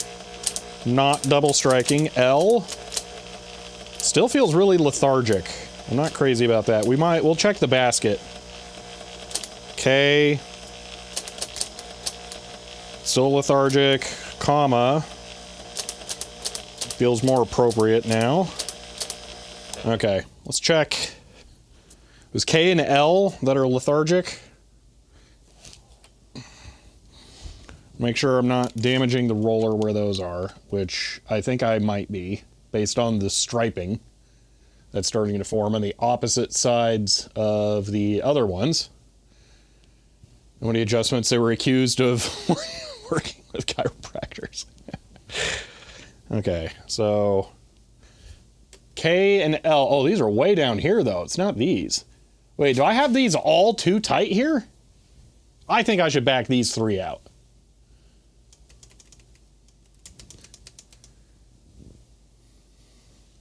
Nah, I'm gonna back these three, because that seems like way too much to me. That's fresh. Yeah, we're backing those three out.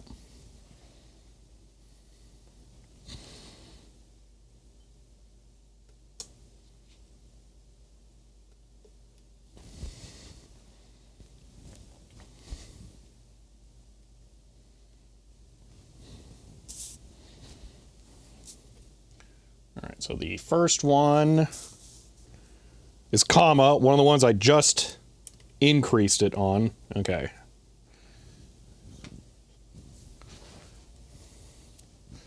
I'm just going to unlock these three right now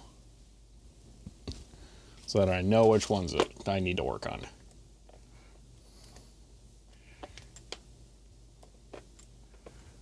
Oh my gosh, I hate taking this thing out.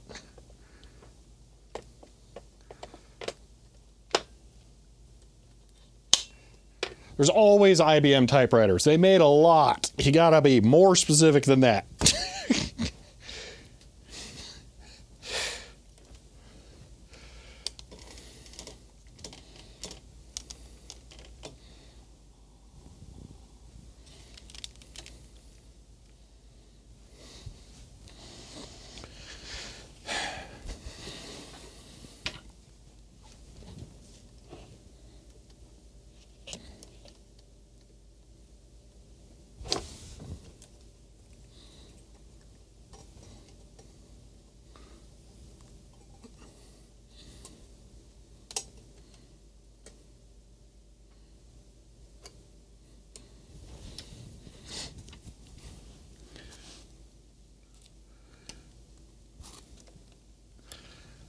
Okay, so I'm going to end up taking a half turn out of comma.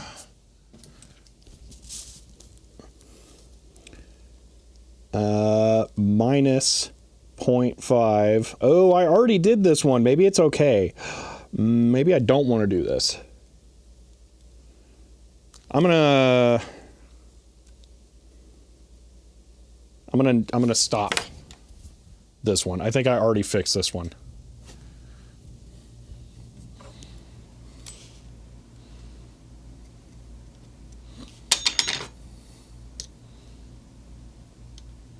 We'll keep an eye on it.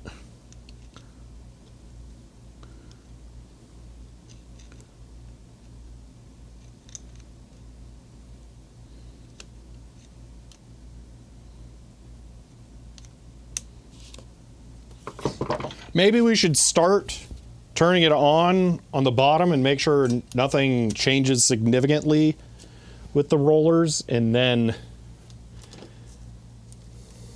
go from there. Okay, so it's L, which I just added to, so that was probably a mistake. Yeah, that was one of the weak ones. That makes sense. I tried to strengthen it. So I'm gonna guess the other one is K. No, that's comma. That's period. Oh, I should have taken... Okay, I need to take a half turn out of that, which is period, not comma. I misidentified it. So I still need to do the top one. Taking a half turn out of this, though, still, which is L. Minus 0.5.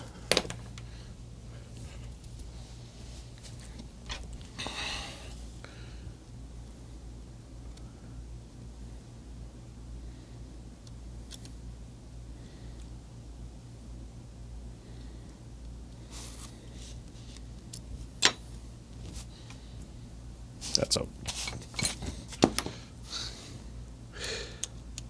0.5 out.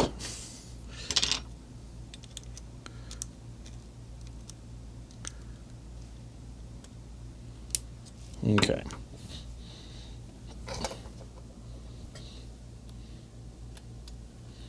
And then this is period. That did not hold. Minus 0.5.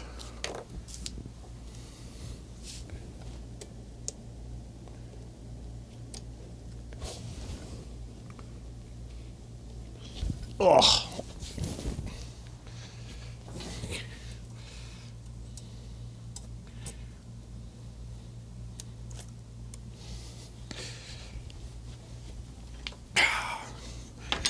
You know what? One moment.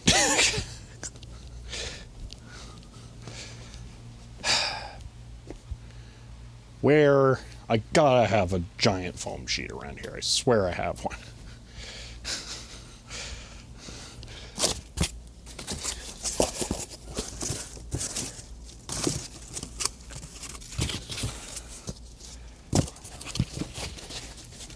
Oh, that'll do. Ah. Just want to put it on the ground. I keep having to kneel.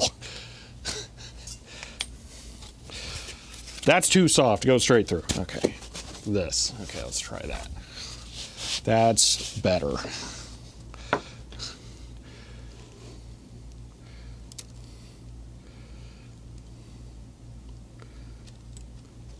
Oh, I think there's a downside to this. I think I'm going to be more likely to damage my pants because it's spreading.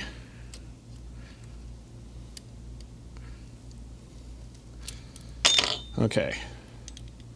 Minus 0.5.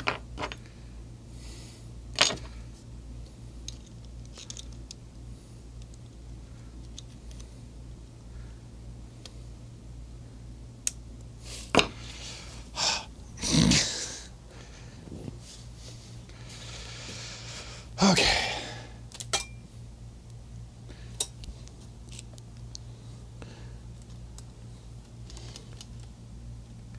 Yeah, it's minus 0.5 on period. Okay.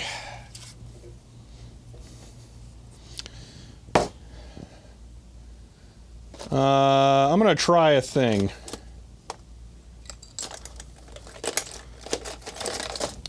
I think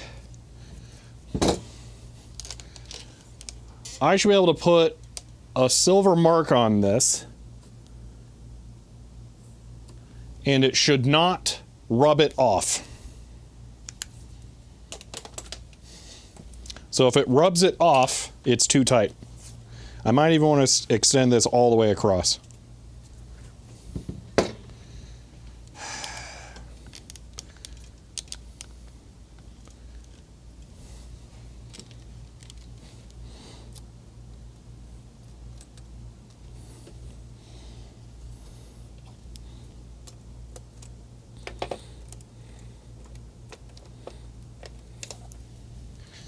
Okay.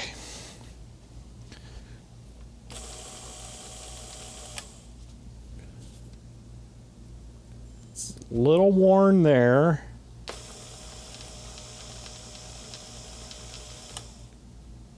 I think we're good. I think that's fine. Okay, that's my new metric, but I want to tap each one of these keys still to make sure. So that was semicolon, L, and comma.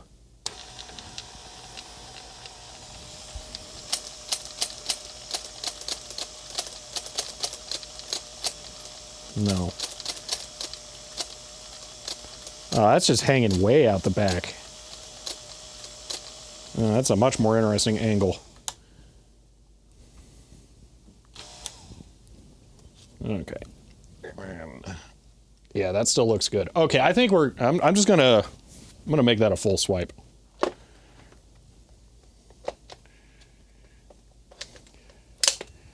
Might start with a clean roller then. I did clean it.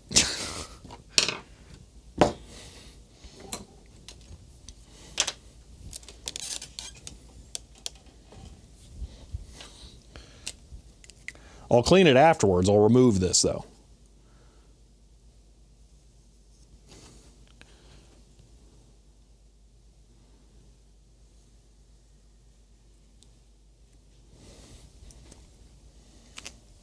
Okay, I want to put it in there and check all of them.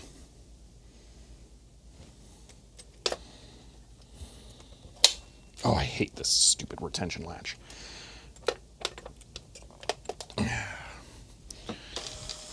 Okay, just check for any drags.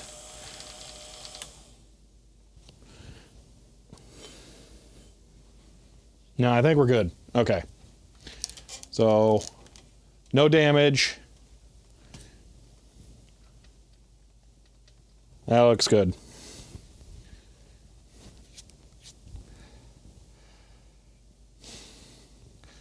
They don't do that? They don't do what? Is your bungee cord interfering? No.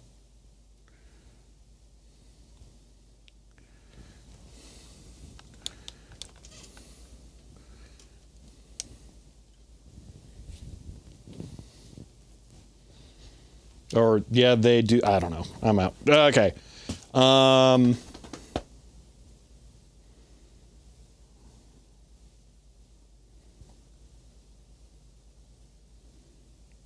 The weak keys.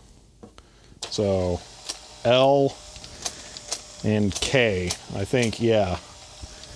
What's the deal with those?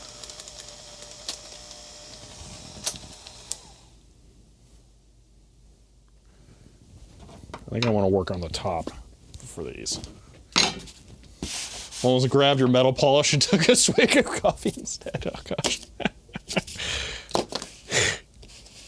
Yeah, I don't normally do this, so this is somewhat new to me. Bungee wiggles when you type, something's pushing. All right, fine.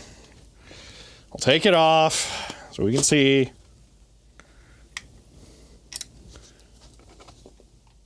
Okay, it's marring up some of it more than I would like, so I'm going to leave it off. I'll have to figure out a different way of retaining.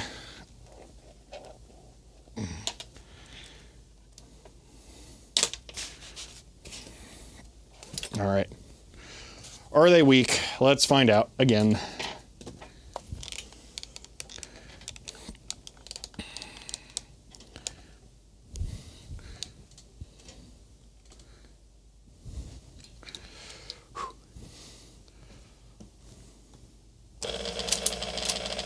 No.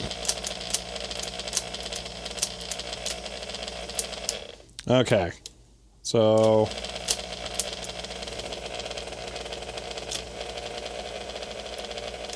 Ow.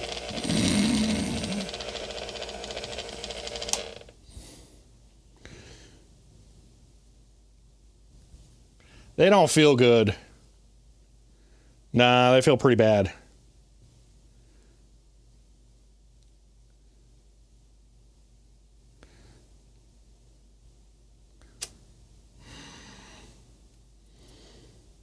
I'm extremely hesitant to just put oil in that, though.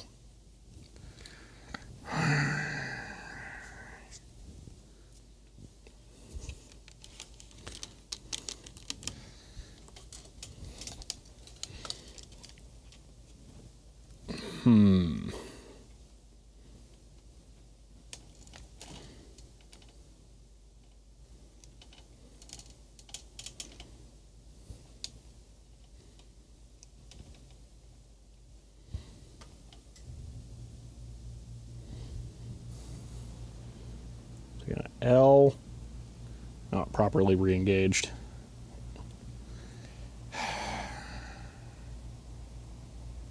Drop of oil on each pivot. There's a lot of pivots. Look at, there's this whole thing here.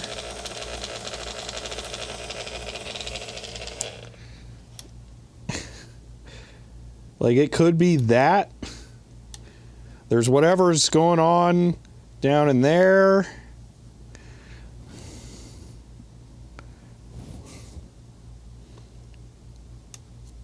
It really feels tight up in here, though. That's the problem. Pivot of L and K. Oh, you mean in this?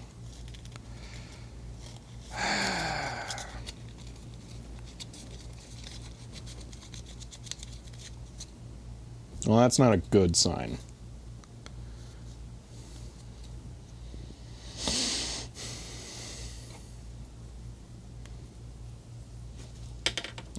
Hold on.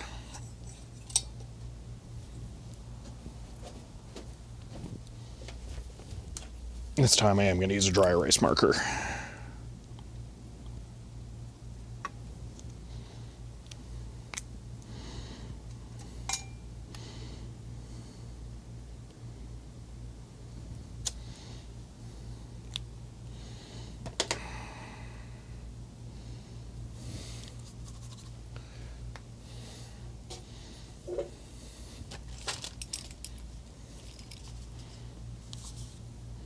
This is isopropanol. I'm going to put this loosely on the top and then air hose it through.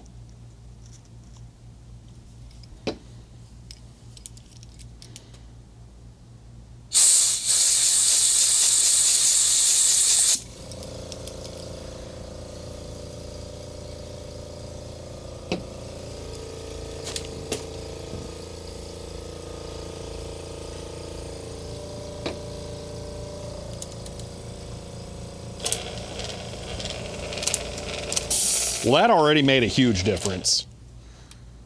That made an incredible difference. But I think I should still very lightly put a touch there.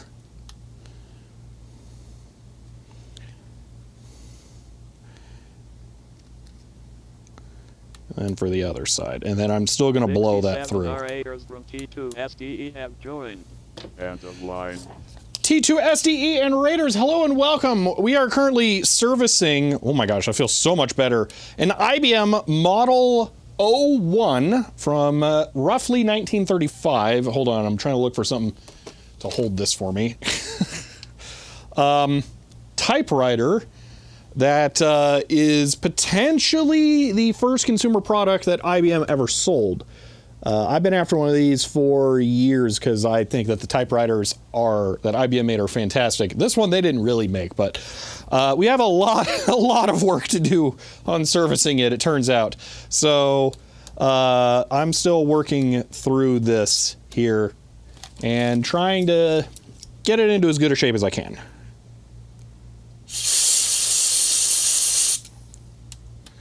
Okay, that is a huge improvement. Yeah, so we're gonna have to clean the basket out a little bit in that, whatever that thing is called. Cool. Okay, that's miles better though. Okay, let's see what that looks like now. So L, rock solid. K, weaker. Oh my gosh. Should I just clean out the entire thing? Is that what I do? Oh no. Well, I thought the whole thing was the basket. Is this the basket, or is like all of that the basket? This is type basket? All right. I really think we need to do the whole thing. Let's rip the bandage off. I think it might even be easier to do it in bulk. So let's get it over with.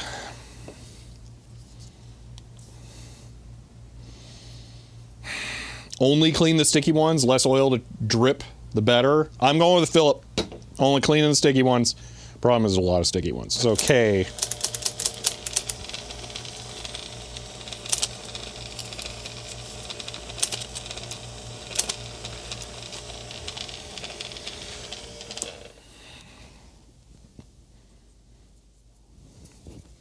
Okay. Give a good album cover image. Soaking gasoline per manual. Yeah, I don't think that's going to happen here. Sorry. That was more than I wanted, but it also didn't really go where I wanted. I'll do that one more time.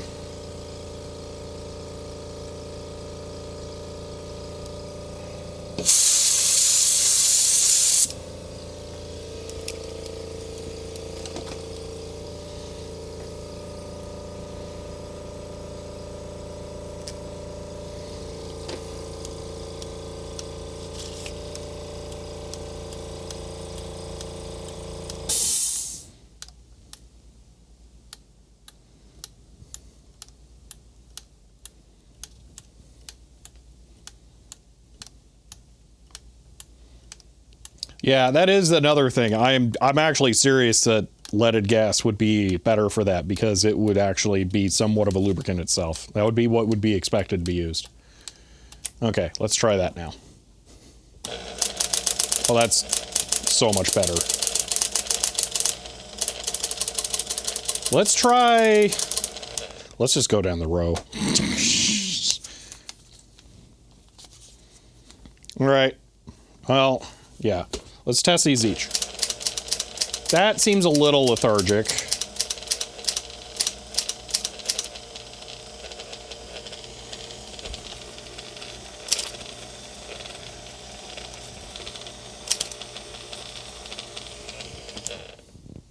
Just want to see how it feels.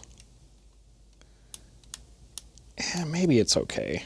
I don't know. Nah, it's definitely... It's sticking a little bit in there.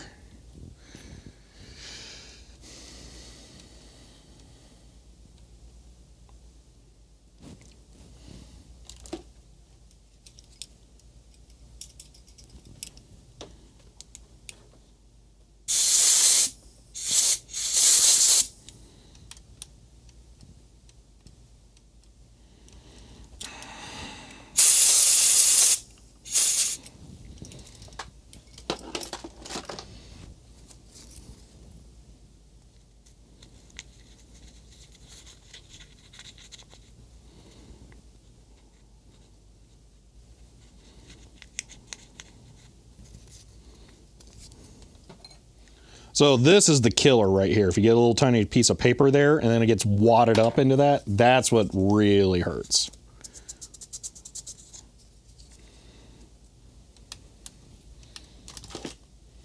Don't think it's necessary at an airfield, aircraft? Oh.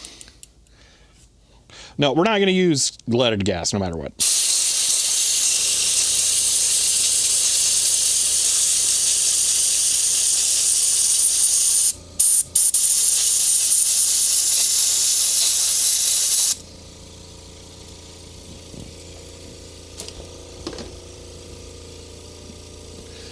Yeah, I agree. I don't want oil in here, which is, I'm not crazy about it. I'm trying to keep it as thin as possible. That's still slightly weak, though. Wow. Yeah, compared to that, night and day. Oh, just doesn't work at all. Yeah, the ones that we haven't done yet are terrible. Ugh. You have gas in the van, and the solder just mix them. How about unleaded? So the reason to not use unleaded for an application like this is, again, we're not even going to do it. We're going to entertain the idea. But leaded gasoline was a slight machining lubricant as well. That's why it was in there. So it would be better for something like this. So it would both act as a solvent and as somewhat of a lubricant. IPAs, my friend. Yeah, I did just run some through that. Let me get some IPA on some paper. Stick that, well, not a lot. Just a little bit of that. And see what we get out of there.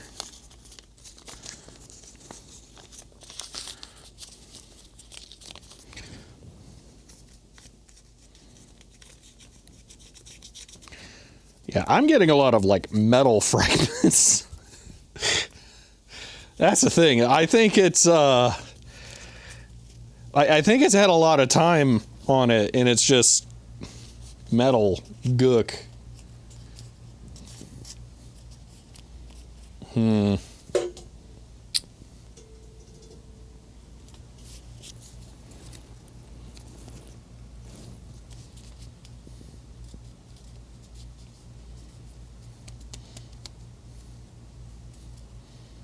Still have race gas.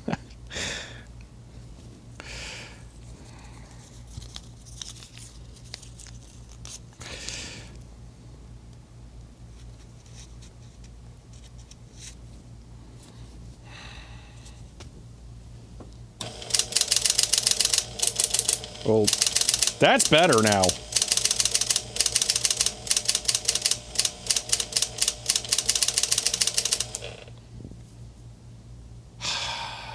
That's a lot better now. I have to brush out each one. Oh my gosh. Ugh. The actual brushes aren't gonna work though. I gotta like floss them. How am I gonna do this?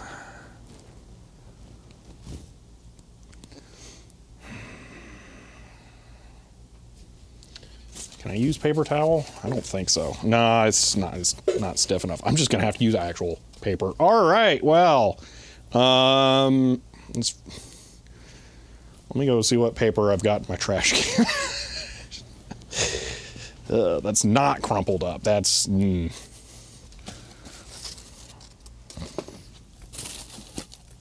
yeah, not a lot. All right, random green bar it is.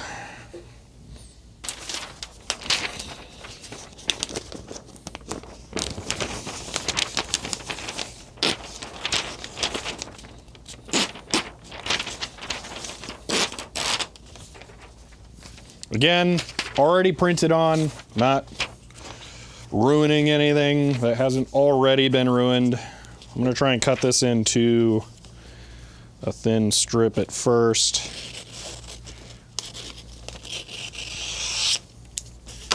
And then use it a little bit at a time.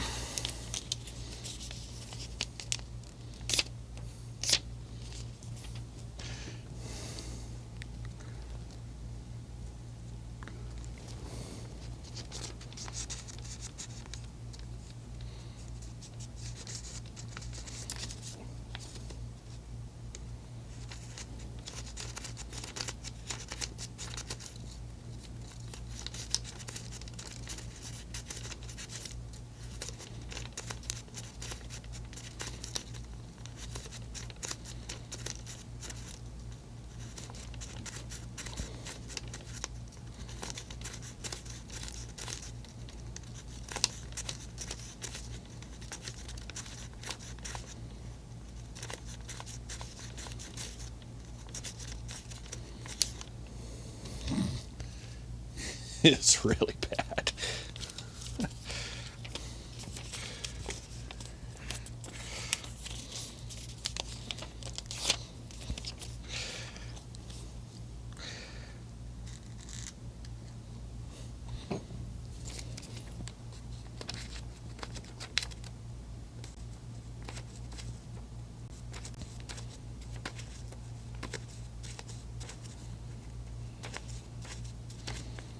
Oh my gosh.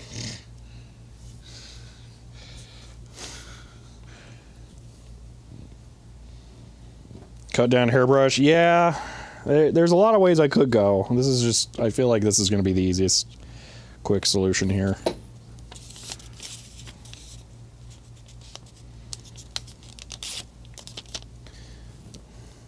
Where am I at? I'll just start here.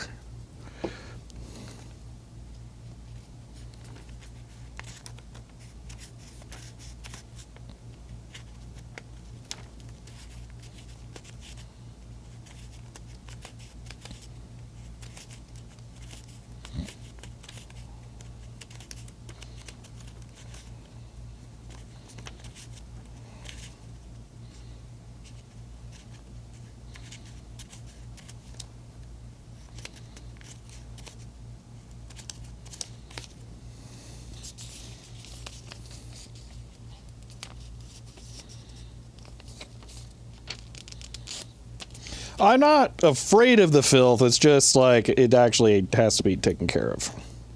I can't ignore it. So, yet another step on this journey.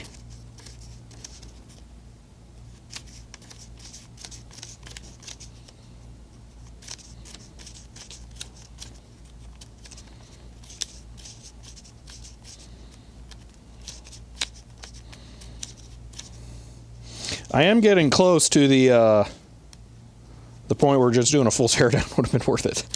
Real close.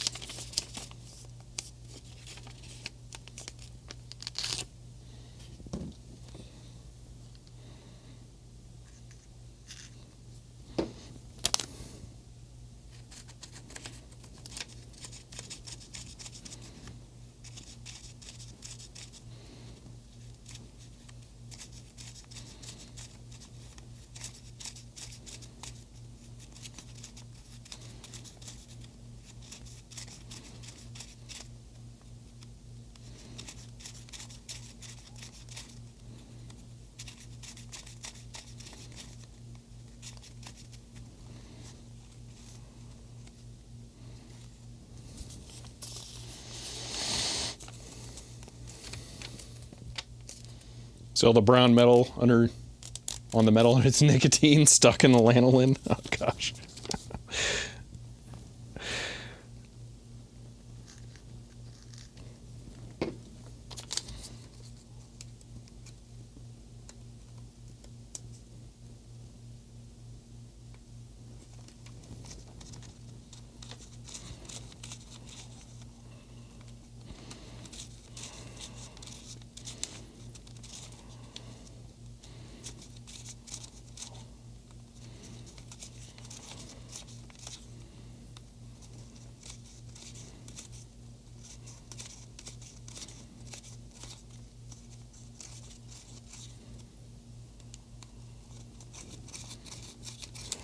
Okay. Watch it. This just free up 99% of the type bar immediately. Maybe. It's a possibility. I probably shouldn't do this.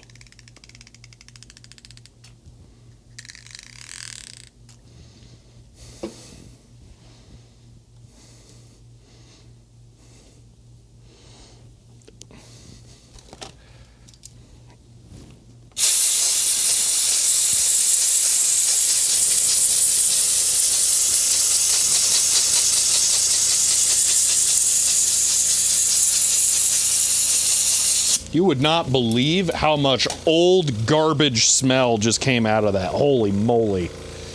Oh, that was odorous. Okay.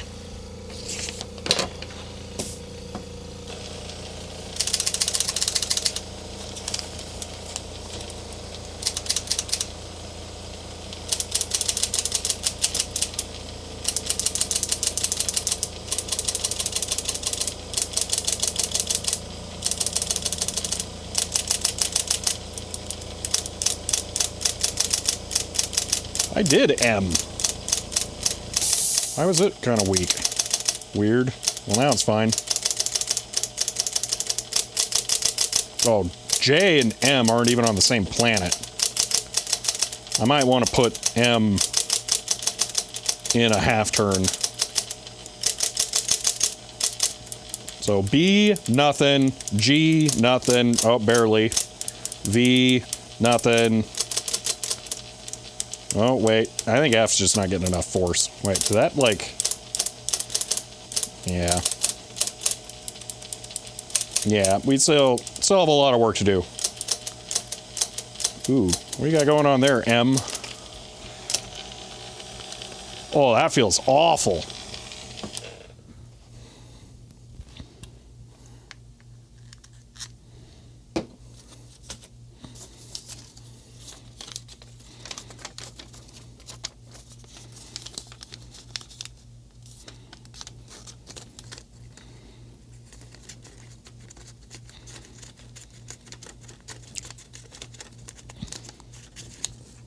Wow.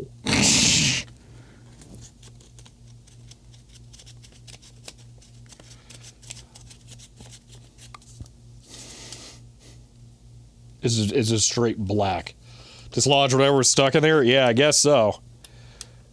That feels a lot better. I'm gonna go no oil on this. I'm just gonna isopropanol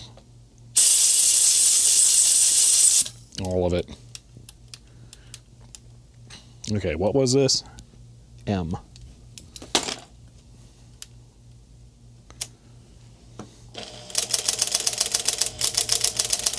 That is better. That sounds like it strikes harder, but might be fine.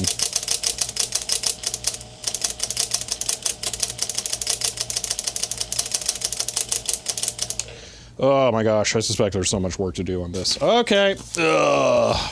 Repeat until you decide to sell it and you never have to see it again. Yeah, but the problem is that this is like one of my dream typewriters, so it's never going away.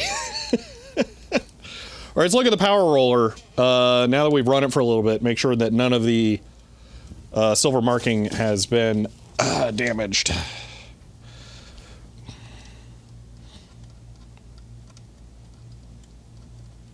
Ah, haha, caught. So, I think I should back this. Well, you know, maybe that's close. Should I back that out a half turn? Because that might just be where it makes contact, and I was slamming on the keys a lot, although that means that it dug out. But no, I need to back it out a half turn. Okay, we'll back this out a half turn still. I think that's required. And then that one, maybe all of those. I don't know. That one's really bad, though. You know what? Those are fine. I think those are fine. We back that one out a half turn. Okay. This is minus.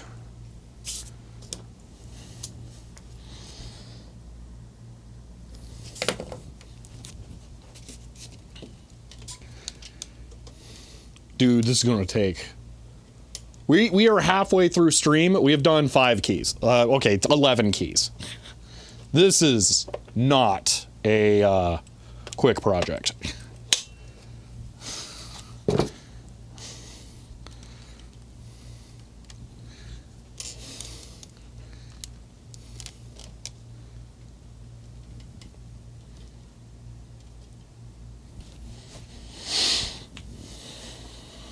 Oh, I didn't restrain it.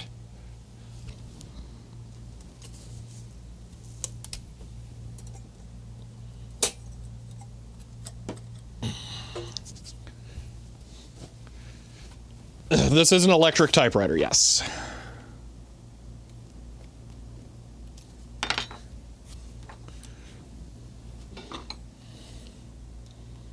Minus 0.5.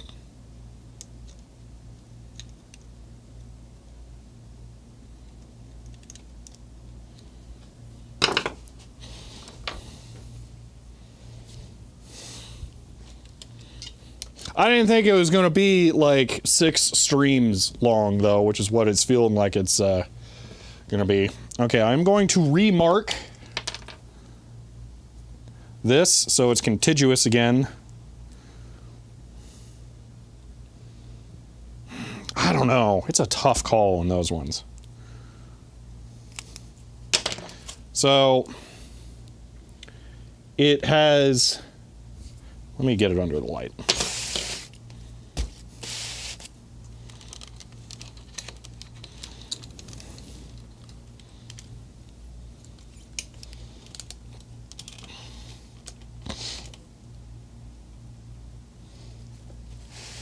It has worn through the silver mark, and it's clearly dragging slightly. I think that might be acceptable, but this I think might be a little much. Same with that. We can see, I think it is just biting too hard. So you can see there's a very clear impression there where it bit. So I think that might be in too much.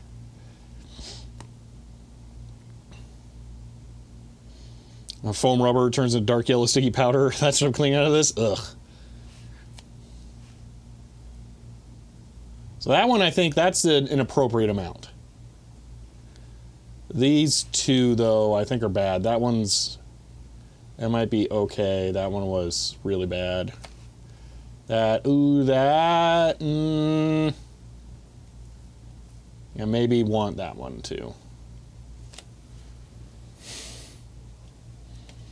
Okay, the silver Sharpie mark, that was, yeah, this is going to be key to diagnosing this a lot more. Okay. Let me mark each one of these so that I know I'm going to pull out 0.5, 0.5.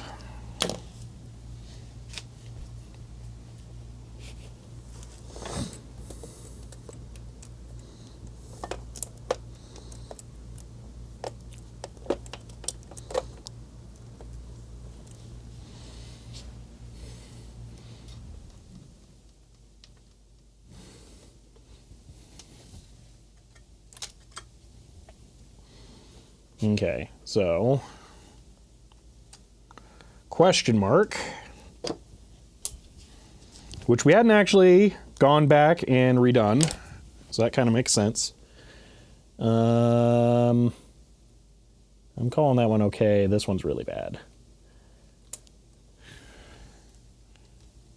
This is comma. We're going to take more out of comma. Oh my gosh.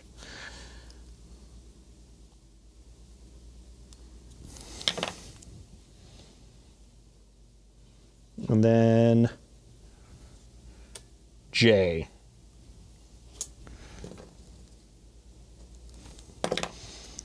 Okay, so we do question mark, comma, and J.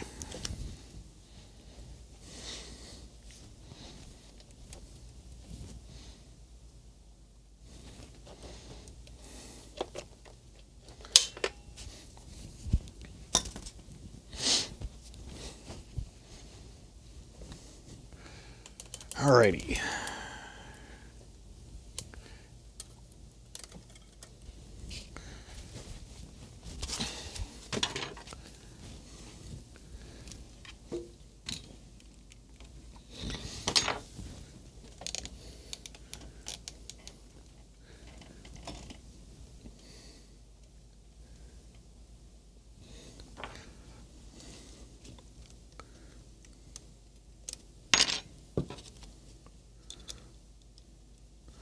One half back. I think that was question mark. Yep. 0.5.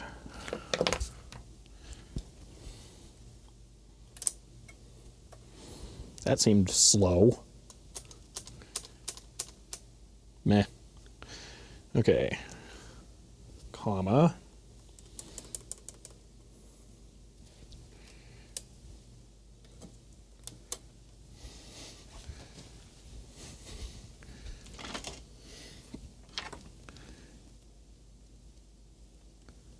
I'm getting better at this than I ever wanted to be. Is this the big one? Do I have both flatheads over here?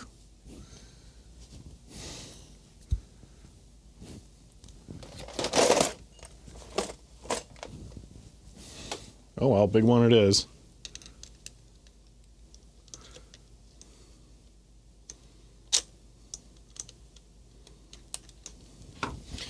Okay, minus 0.5 on comma. And then J.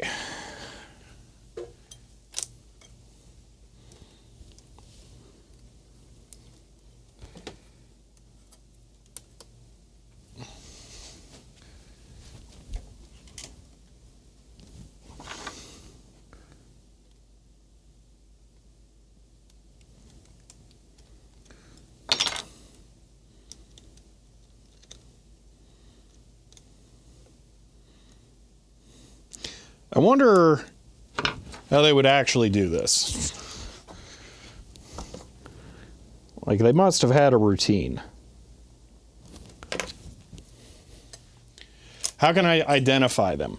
So when I press a key, you'll see that it moves this. So what I do is I press the key that I want, and then I can move this back. And what this does is this moves the hammer. So the hammer is now moving up here. So I can cross-reference the keyboard with those and then the basket with this.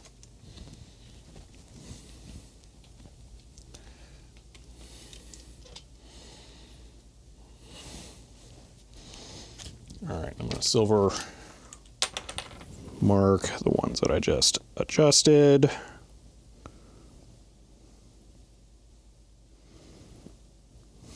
Okay. You know, they sent the customer refurbished unit, they'd still have to repair the return units internally. Customers said have an internal repair. I mean, like when they first put it together or something to do this process. Like, how did that go? Did they have someone doing like what I'm doing, taking notes, doing multiple of them at a time, and saying, counting their adjustments out? Like, this is crazy. Okay. I don't think there's a reason for me to do more. So here's what I'm going to do. I'm going to mark H here. And I'm going to mark all of these going up on the back of the key part.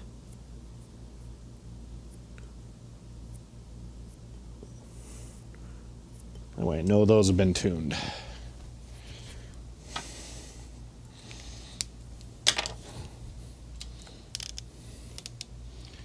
All right, so we're down to here. Why does this one look like it's been replaced? This is B.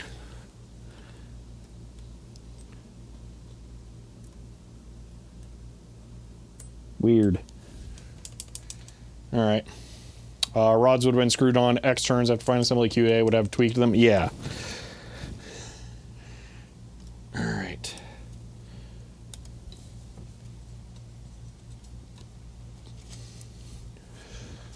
First one up.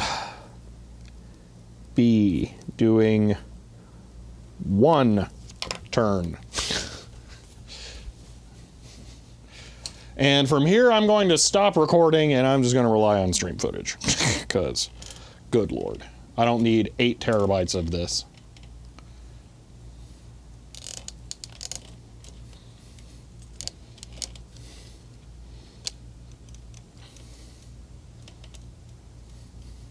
Well, you adjust each one over the next 6 streams. Remember, you expected it to be 2 streams, determining if it could be fixed at all. Yeah, I didn't. I was not confident I was going to be able to fix it at all. It looks like we are going to fix it. It's just giant pain in the butt.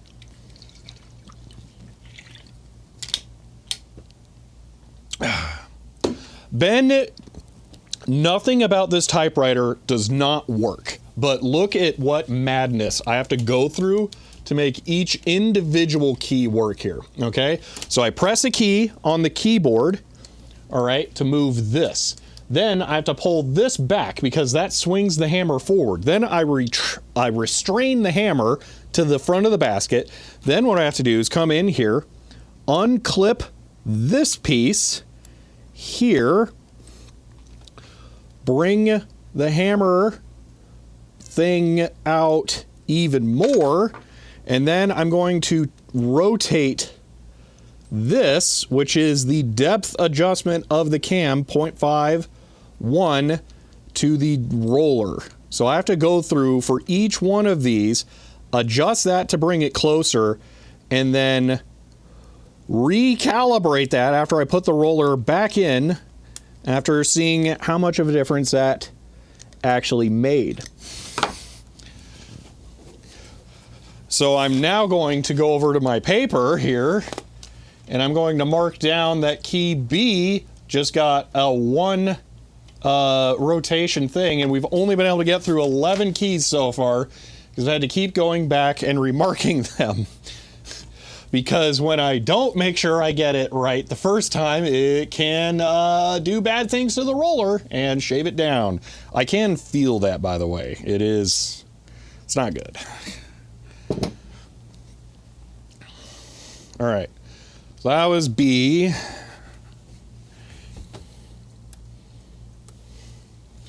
Do we know the history machine? Did it belong to a war correspondent? I don't know how I would possibly determine that. This is G.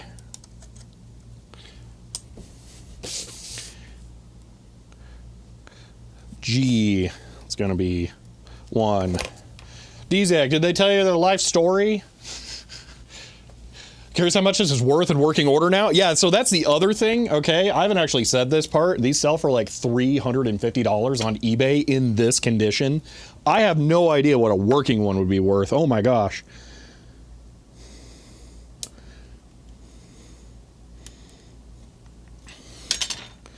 All right, 0.5. Oh, I may have just done 2, but I don't think so. 1. We'll just assume I only did 1 correctly. By 2, I mean 2 half turns. Okay. According to Philip, 75 bucks. Yeah. 3x purchase price. So 0, because, you know, it was nothing. A, V. This is V.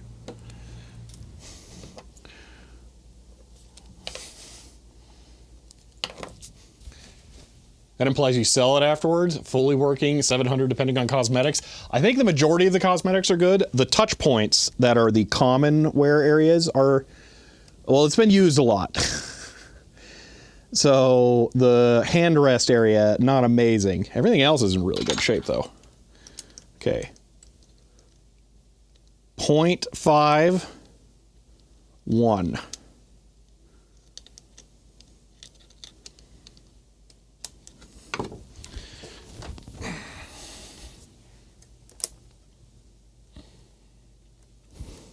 F.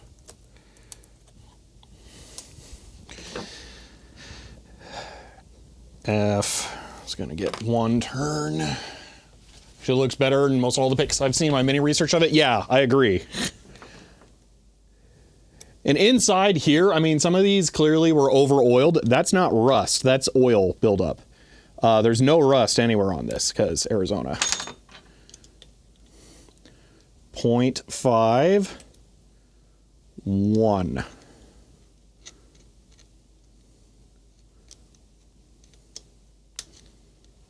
I'm getting quick at this.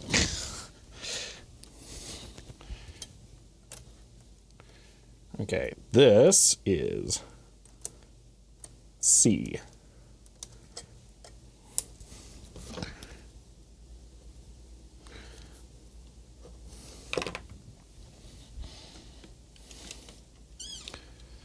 After about 300 hours of work on this machine, it'll be worth $100. Yeah.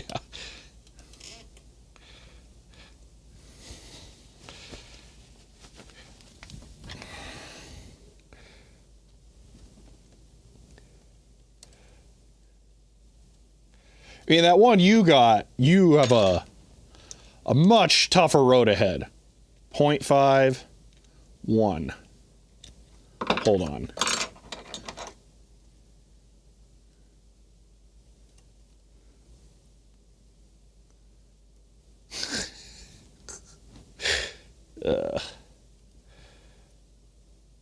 But yeah, I've seen yours. It like I genuinely am so impressed that you're even taking that thing on.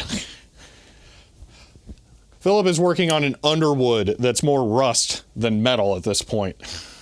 Bought it specifically because it was rough. He just wanted something to fix. I got the better deal. Trust me, the monkey's paw will curl the other way at some point. I will finally find a Burroughs glass case adding machine, and then it will be in the condition that your Underwood, isn't it? Or is it a Royal? I forgot, but yeah, it'll be in that condition. So my luck will run out one day, don't worry. Pay with 100 tier 3 gift subs.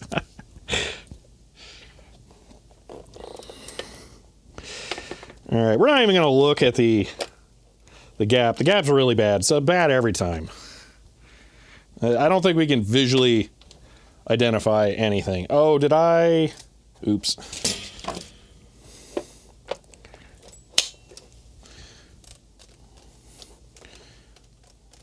Okay. If the glass isn't broken, go for it. Oh, yeah, I know. Although I'd probably take it even if the glass is broken. Let's cut some out of acrylic. I really want a glass Burroughs so bad. Oh my gosh. Almost drove to Wickenburg for one. And to put that in perspective for everyone else, it's about halfway between Phoenix and Vegas. There was a really nice one on the wrought iron stand. I was so tempted. But yeah, it just didn't make sense. All right. Oh, whoops. Hold on. Step one is watch the roller to make sure that the stripe doesn't take any untoward damage. So it's the 5 under this.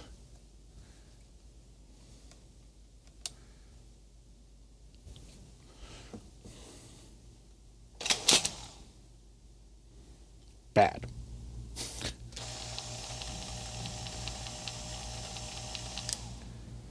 Okay, it's looking good. All right, now we'll type on it.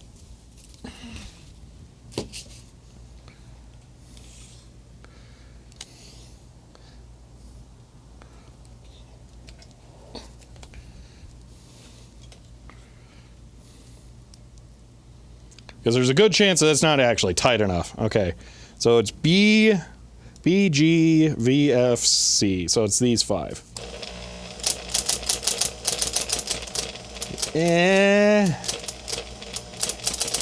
Okay, F probably just needs a basket cleaned.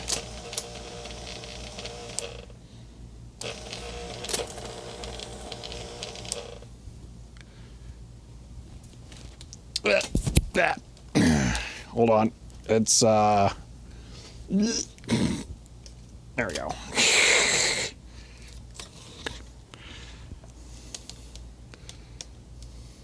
Everything else seemed really good, though. So we'll check the wear in a moment.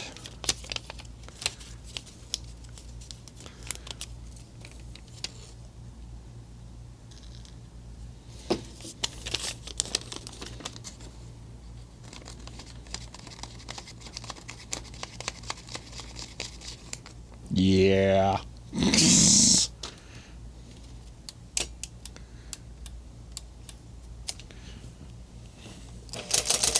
And fixed.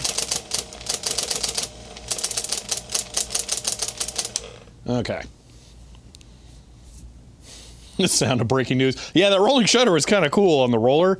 Yeah. Let's go back to the roller and check the stripe.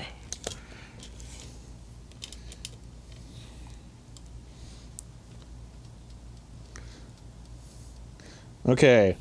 I'm fine with a couple of little bits. Oh, those are on the ones that we've already done. Yeah, that's fine. That's all acceptable. Down here, that's looking good. I may have put those a little too close. Yeah, I'm going to guess that I went overboard. 2 was too much. Okay, so 1 was the correct amount. Those 5 are perfect. I'm really happy with that. Okay, let's lock those in. I'm going to mark the backs. Are you going to type your outro on it? Absolutely not. No. You'll notice I have never typewritered an outro. 1, 2, 3, 4, 5. Because it will take so long, it won't be fun to watch when I have to speed it up to only 20 seconds. And then when I make mistakes, I either have to have people's names misspelled or I have to go back and correct them, which for this would be a nightmare. So yeah, it's just not going to happen. It doesn't make sense. It's already kind of a practicality nightmare to always print out every month. I know it sounds like, oh, you just print a page every month. It's way more complicated than you might think. All right, I think I'm just going to do the rest of them in one go here.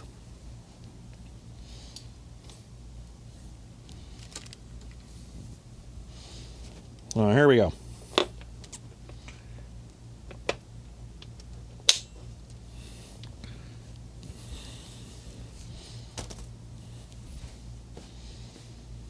Needs a dust cover so it won't cake up and all the new oil added. I would be down for a dust cover. There are like Etsy people who make custom ones, but I would have to get a lot of dimensions for them, and then I have no idea what the cost is like.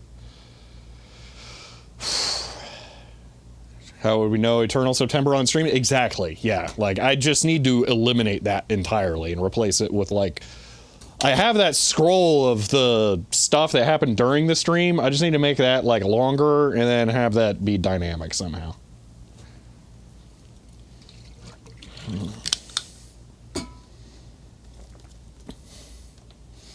Yeah.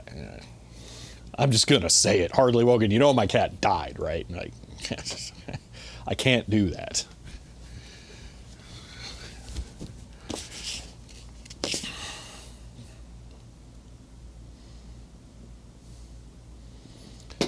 Need that funny vinyl fabric cover with the piping corners. Oh, yeah, like I have for the Data General keyboard. Like this. That would be cool. They custom made that, the company who used that computer. So to me, that is one of the most special pieces with that computer.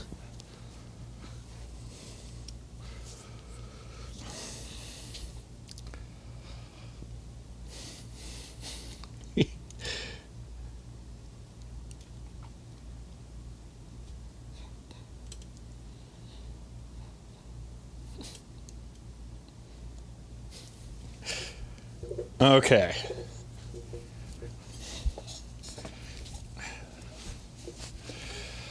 I'm going to see if I can do these ones while sitting rather than kneeling.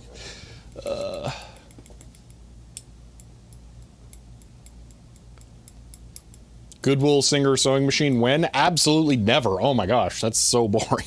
No.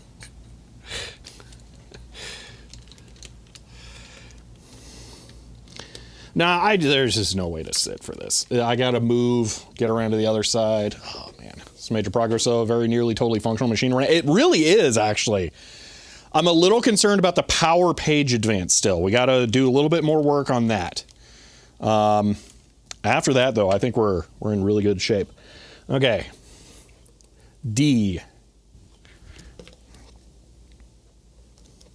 It's gonna be a 1 turn.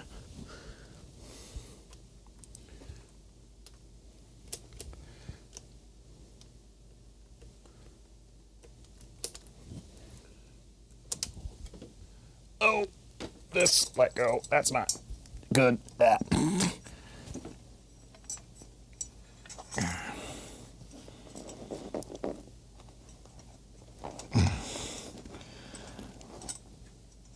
One moment. Oh gosh, that's. Hold on.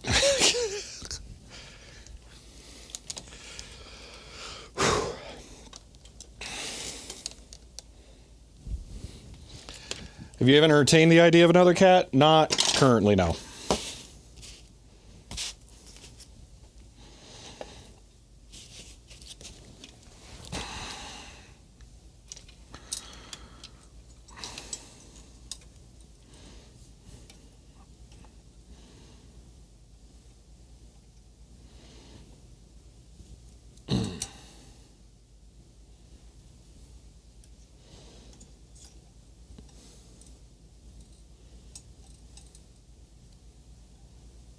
Trying to figure out where I want to hook this.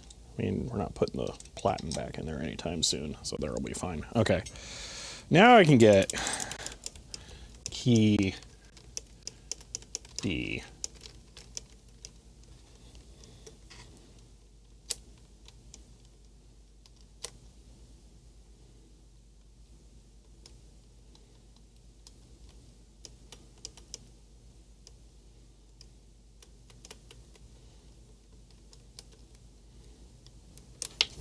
There we go. This is what I'm doing every time I'm reaching around. I'm just hooking it like that.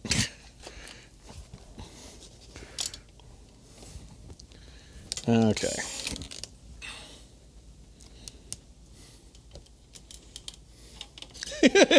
Digital Ice Age, yes, every time.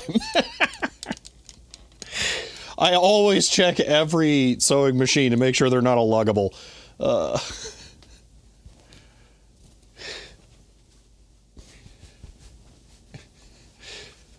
Very careful getting close to the typewriter without hairnet hair tie. I know, I'm not running it most of the time. When I'm running it, I'm always over here because I have one hand on the kill switch because in case it does something stupid. I don't trust this thing yet.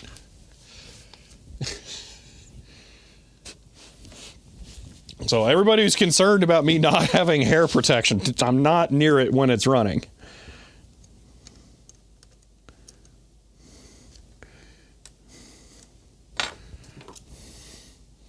You hate it every time.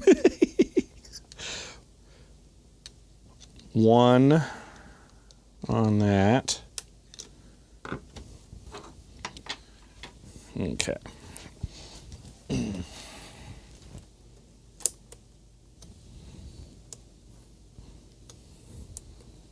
It's X.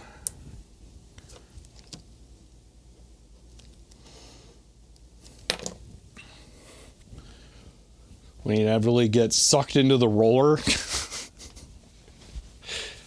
I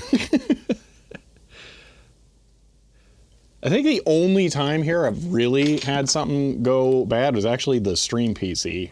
0.51. It may not have even been on camera. Because there's a fan on the side of that. And when I'm trying to reach behind to plug in a cable, it's really easy to have it go awry.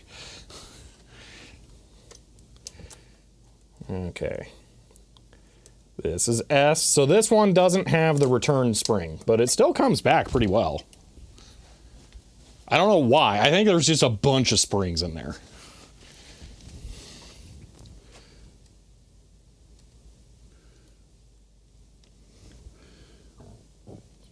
I did not mark S. Hold on. S.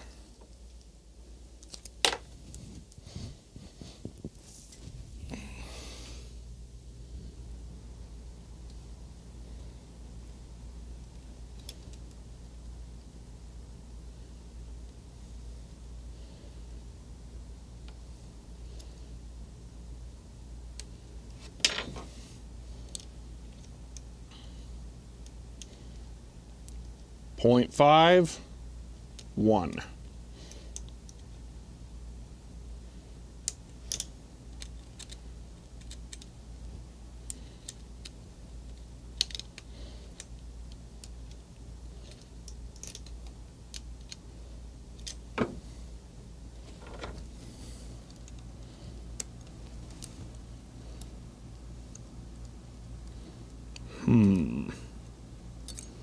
Why, you know, lock on.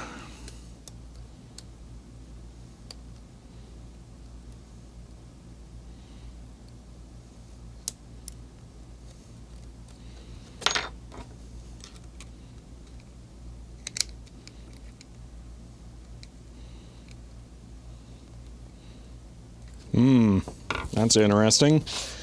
Don't like that. I definitely can't get that one to fully connect. I think the hole is misaligned between the two.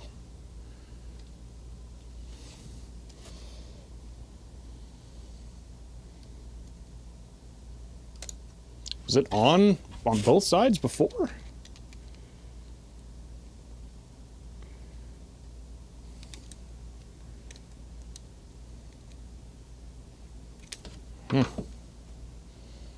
Well, it's strong. Oh well. Geometry is going on inside there with the power roller. Extends down into the basket. Outer arms have a lot of fun leverage.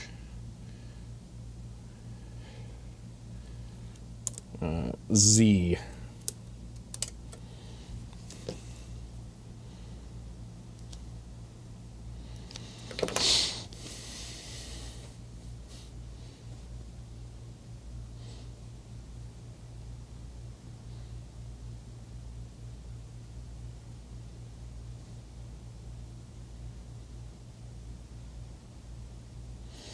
Oh yeah, what Phillips is saying with the springs. Yeah, I know there are springs. I can see some coil springs around the armatures for the cams. It's just I can't see a whole. Wait, did it actually clamp once I let it go? That's weird. All right, whatever.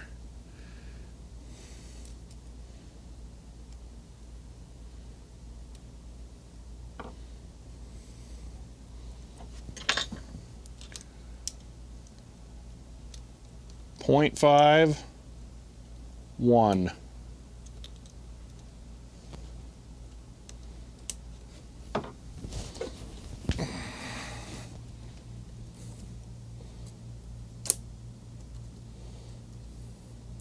This is A.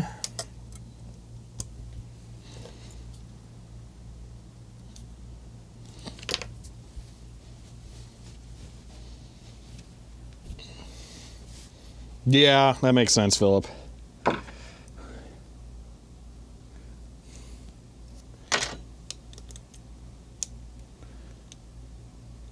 .5. Ooh, this one's really tight. 1. Yeah, that one would have sucked with tweezers.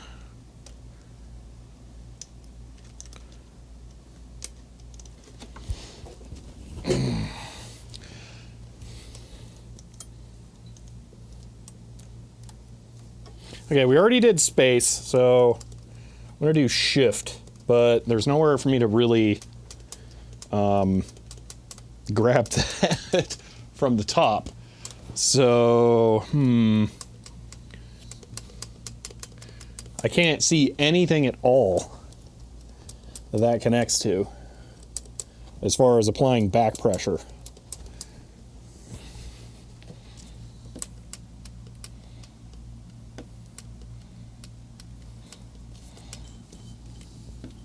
Oh my gosh, I see it. It's ridiculous.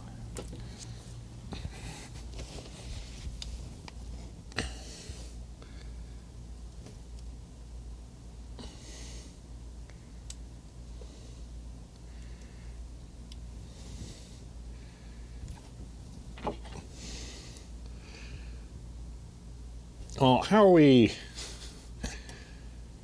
doing on shift? I feel like shift didn't really work that well.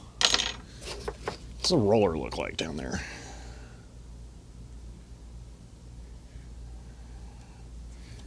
I'm gonna do it half turn.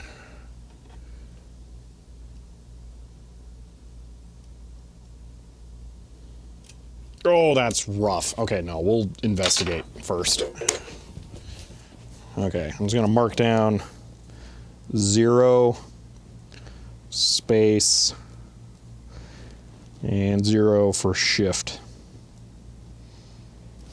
in case I want to adjust those. Okay.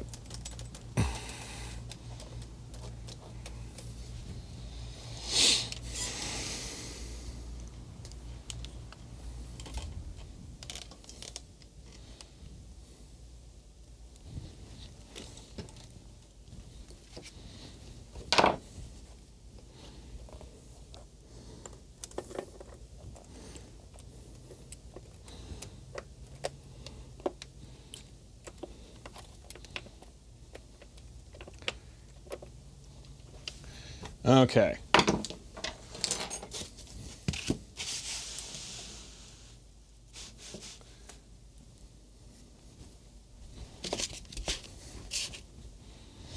We'll just run it at first, make sure nothing drags really bad.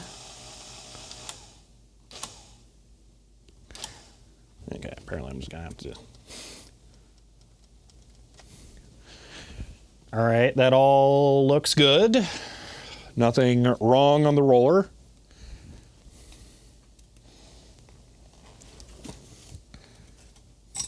Okay.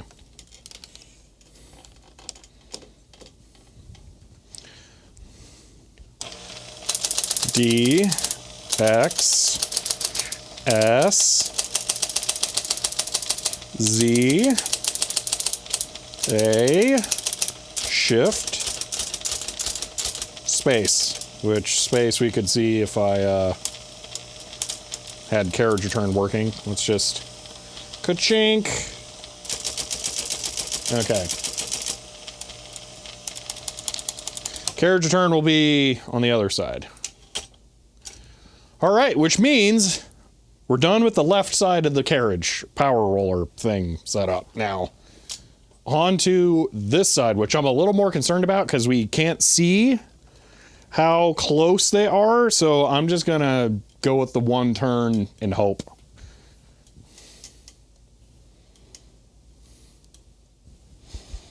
All right, first thing I'm going to do, mark these as done.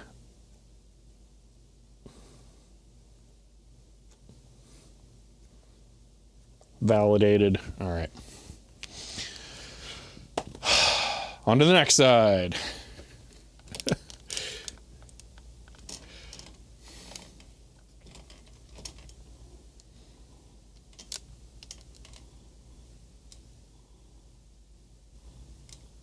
Camera has no idea what's going on in there. I don't blame it.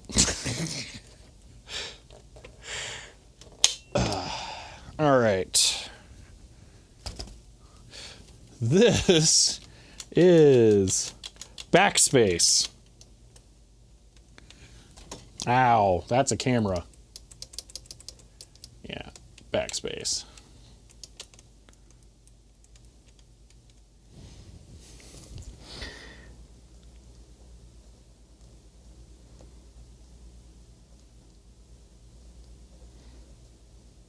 I'm going to do 0 on that. Backspace worked every time I tried it. It's big key. I think it was fine. So I'm going to do 0.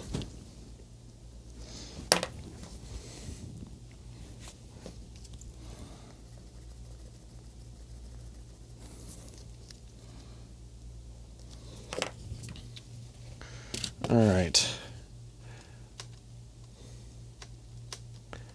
This is... Oh, you push them in. Oh, that's... Okay. That's a double quote apostrophe. I'm just going to put double quote because that'll make it more obvious. Okay.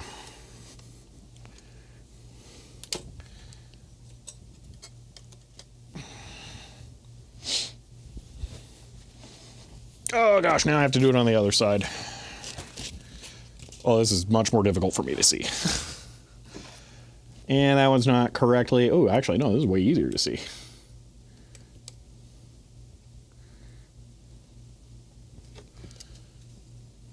It requires more left hand, though.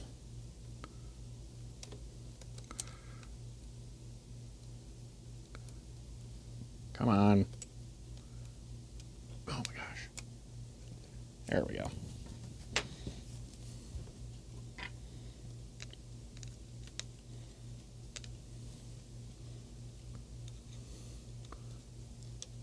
.51.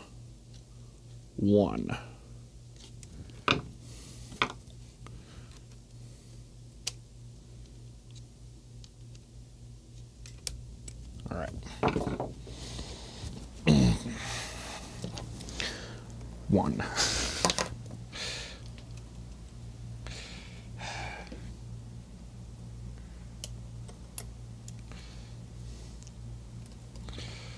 Reminds me a bit of the comptometer series of videos. Dude, the comptometer is so awesome. Oh my gosh. This is 0.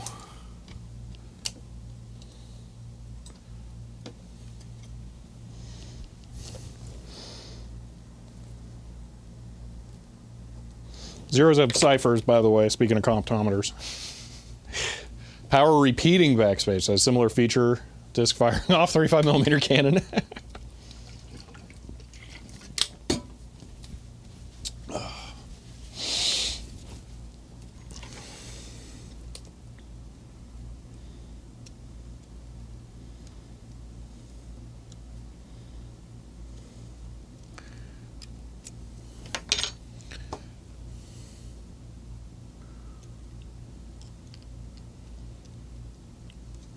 Ooh, this one's really tight.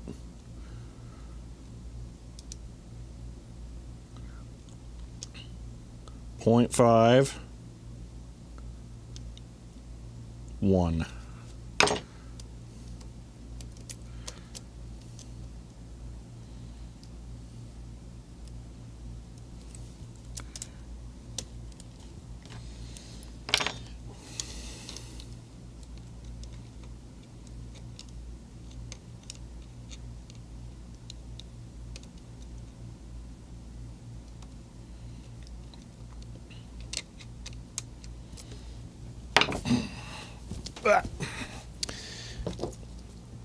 One for 0.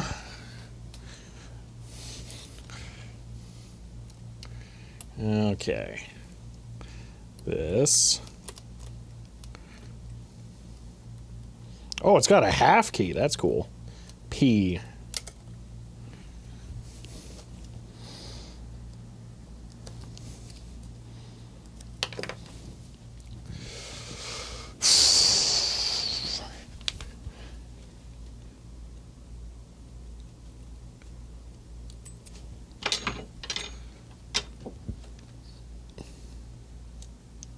.5 1.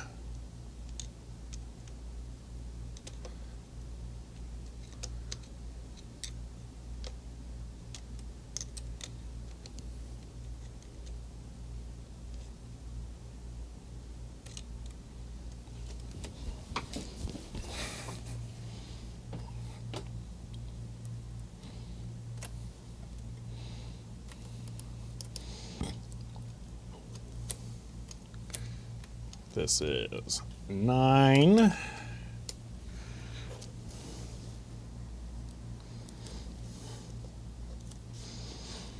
then we'll do one more, and then that'll be the top 5. How's clockwork going? Actually, pretty well. We have the entire left side completely done. So the front half of the keyboard works.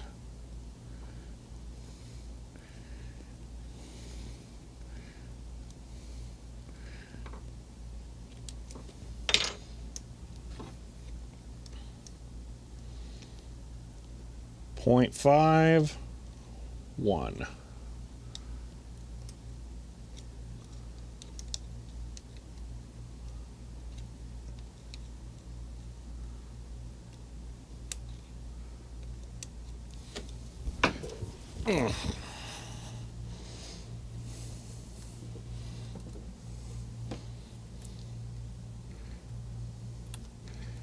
All right, and O.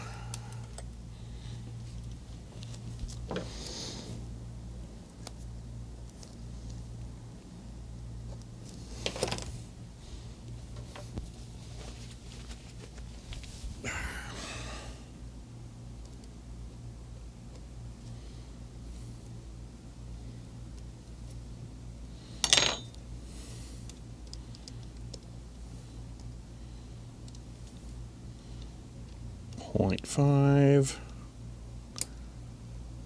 1.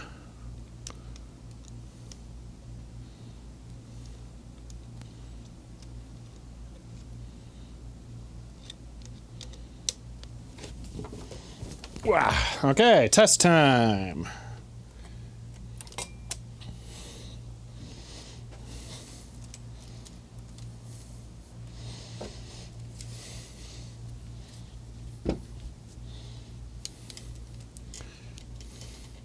Where the golf ball was. Nope, no, this is the first typewriter that would have had IBM's name on it, most likely. It's a little weird. It's really hard to tell because, surprise, no one was like cataloging the origins of their business in 1935. So it's between 1935 and 1945, I would guess, around that decade.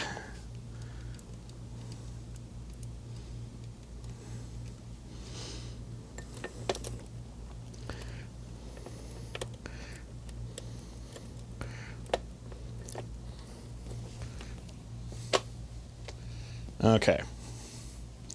So, wait.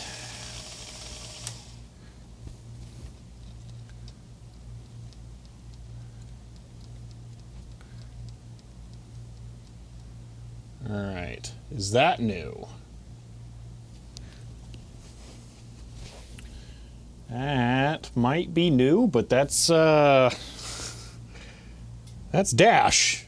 I thought we had that one licked. Do I need to take another half out of that? Jeez. All right, and then this. It's either this one or this one. It's hard to say.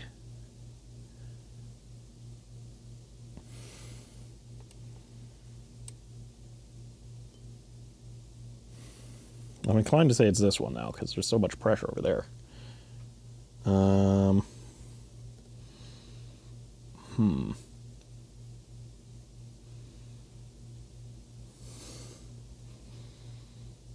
Well, let's do some typing. Yeah, the surge in serial numbers is crazy. It goes from like 10,000 a year to 50,000.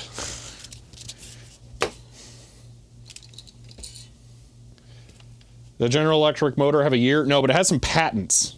So if you want to try and look up the patent information on the motor, that could potentially tell you something. But that's a lower bound, not an upper bound.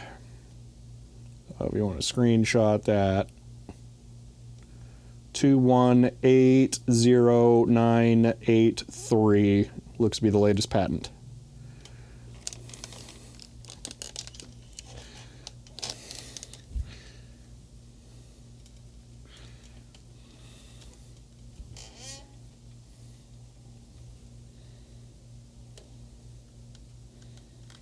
I have no idea what the price was.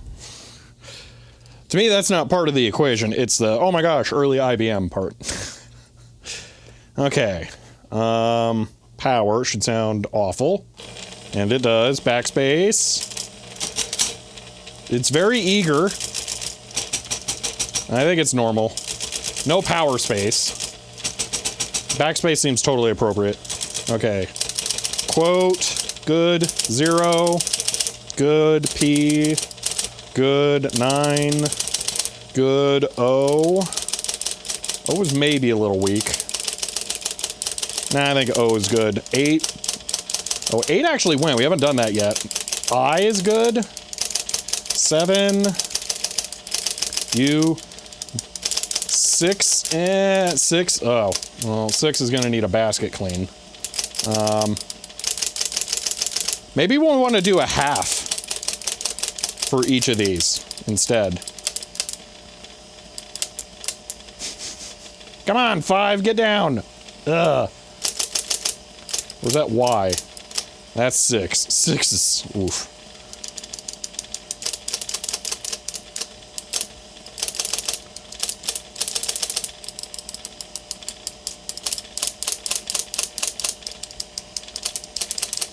We haven't touched most of these.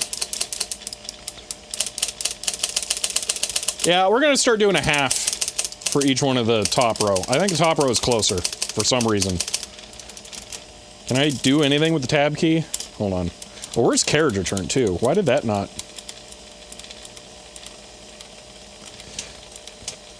Oh, carriage return.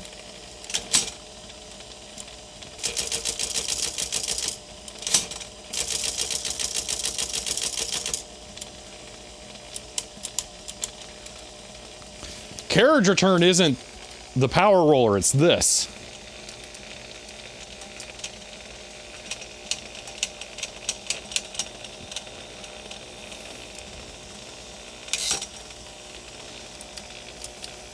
So it's that not applying enough pressure. Oh.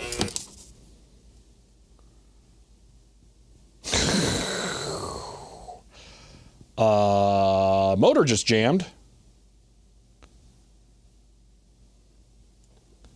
I bet that's stuck down.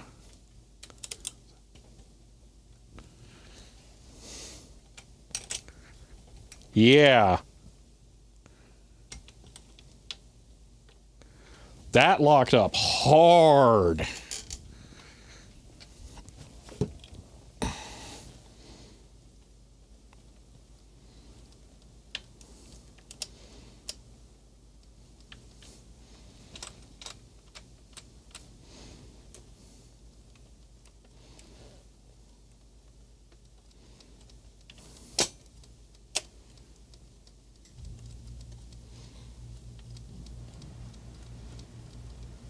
Aaliyah Bonaparte subscribed with Prime.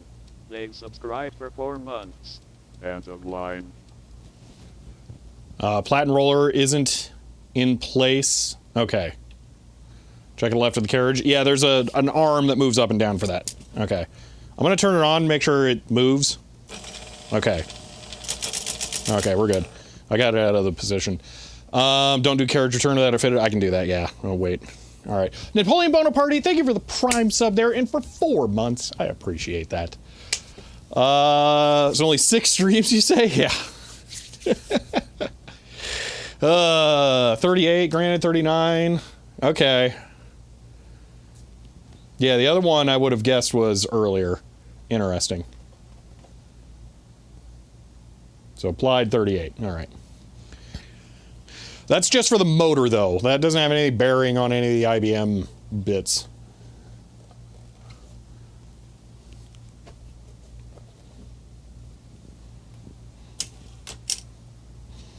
All right, we're going to start doing half turns. Also, let's look at the roller. Make sure I didn't do anything nasty. Because I feel like we might be a little tight on that. I want to take a half out of this again.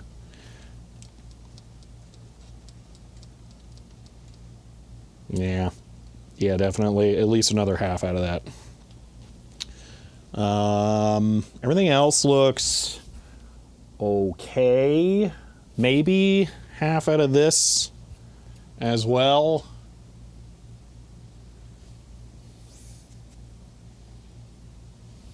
But yeah, that whole side seems all right. That one, they look extra bad because when they drag the silver around. So yeah, wow, that's really bad. I need to get that nipped in the bud.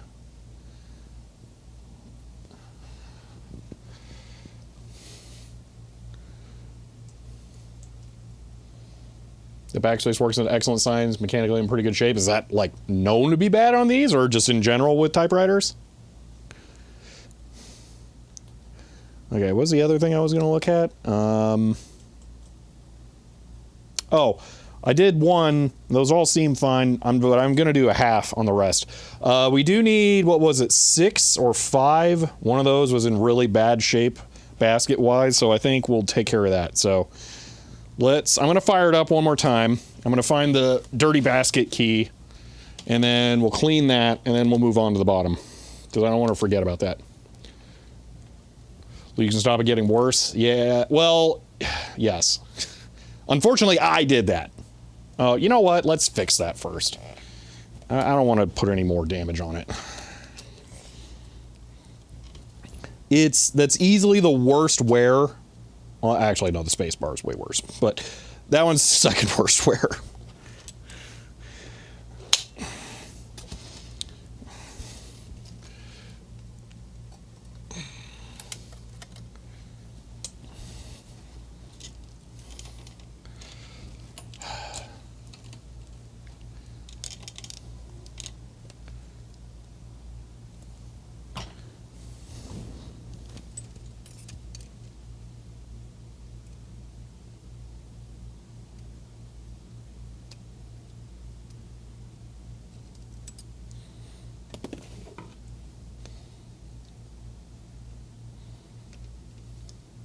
Ha, I don't have to lean over if I just look at the camera.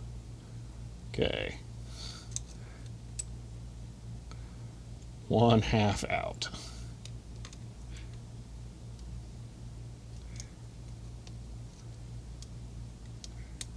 There's another reason to always film everything.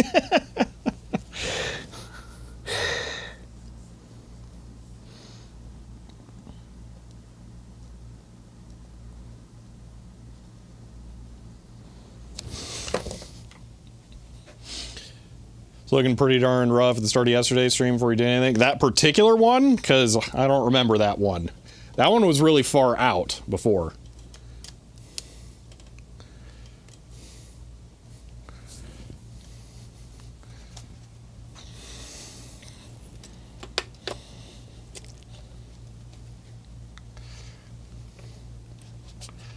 Space where it gets hit each time you press the key. Ooh, okay. I'll have to check that because I'm not sure that that's the same on this. Yeah, this one doesn't do that. So the spacebar roller down there is unique.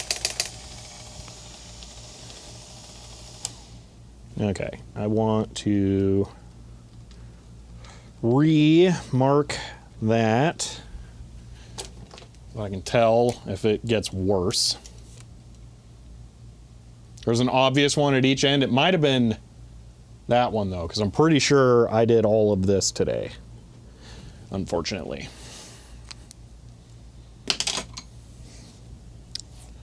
Mr. Poolshot, I've already got Bon Jovi stuck in my head. I don't need it anymore. I'm just kidding.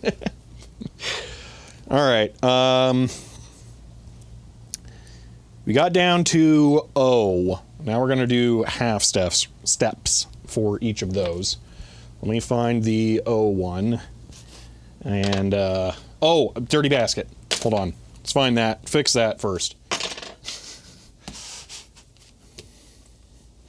Yeah, I'm pretty sure the only one that was bad before I got... Oh, did I lead that? The only one that was bad before was space.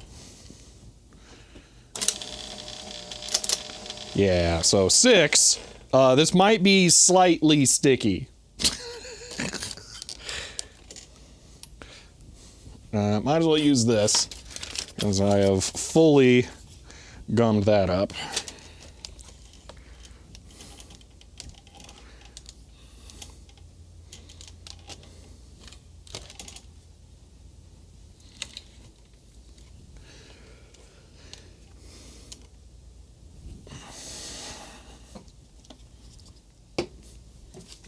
You're ahead of me here about 1/3 of the way through this part of the mechanism.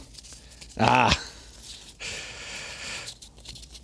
Well, it doesn't help I'm distracting you.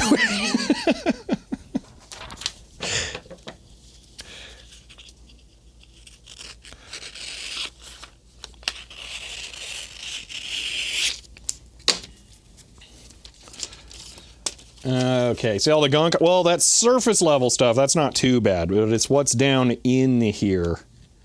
That's the real problem. You'll see that come out as I use paper as like ultra fine grit sandpaper here.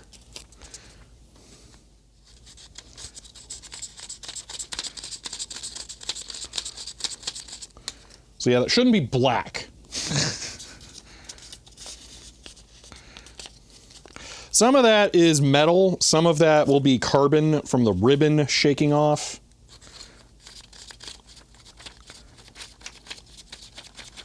All of it's bad, though.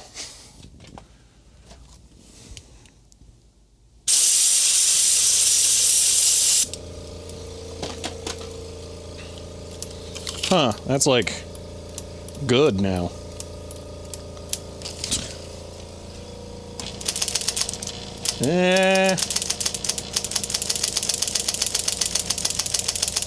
Okay, no, not quite yet.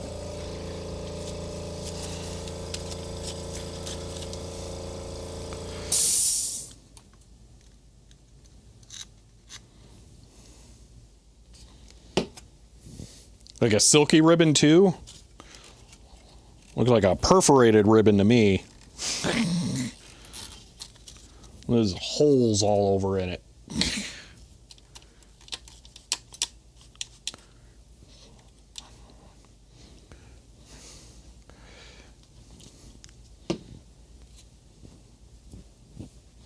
Where did I put my cleaning paper? There it is.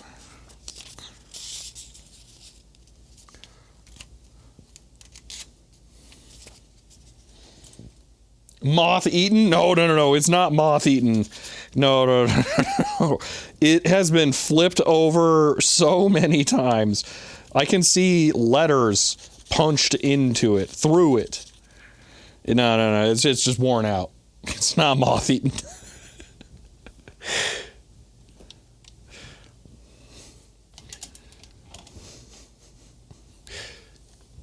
It's a little more obvious over here.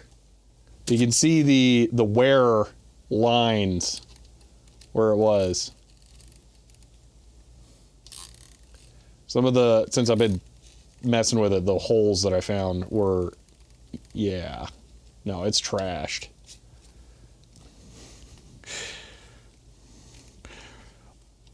I'm going to put a new ribbon on these spools. I'm at least going to attempt to.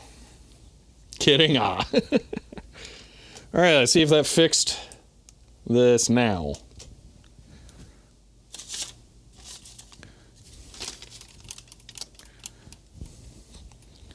Actually, I'm going to be a little bad.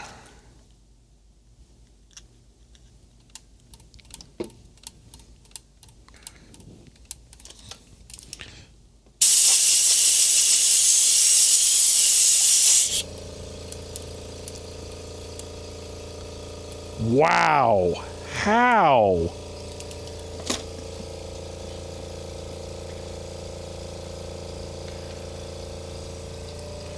It's not rust. It's Arizona.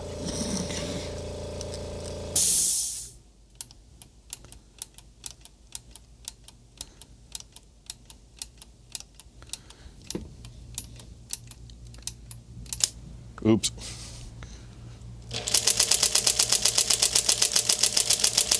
Well, a little oil, it definitely likes.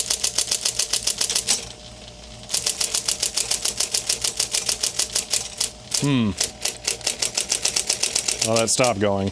Okay.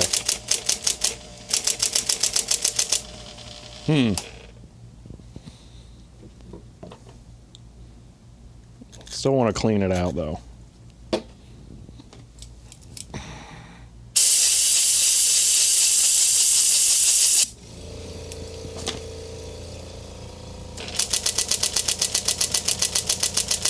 Okay, I think that's better.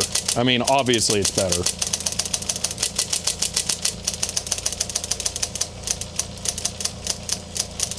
Seven sucks.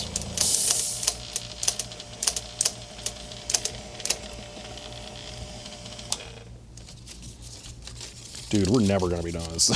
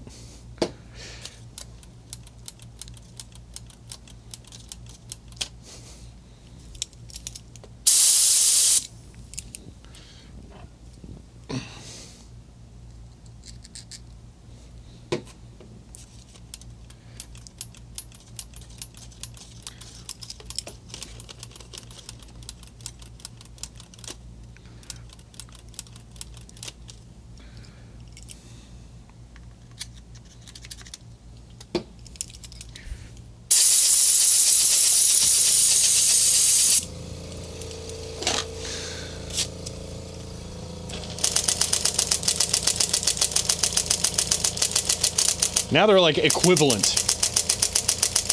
Oh my gosh.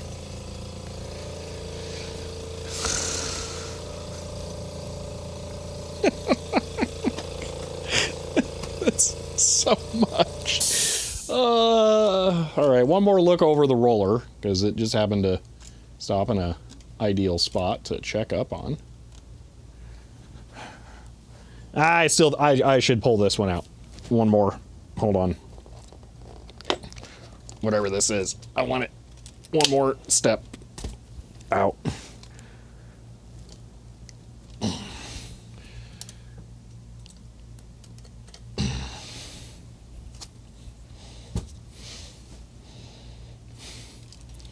Have I seen S Channel? No.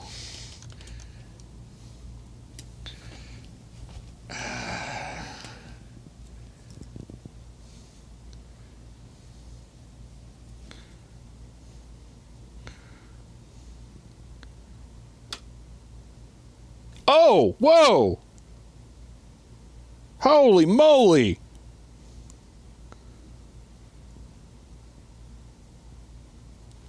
Huh. I don't know if you're here, Peter. Incredible work.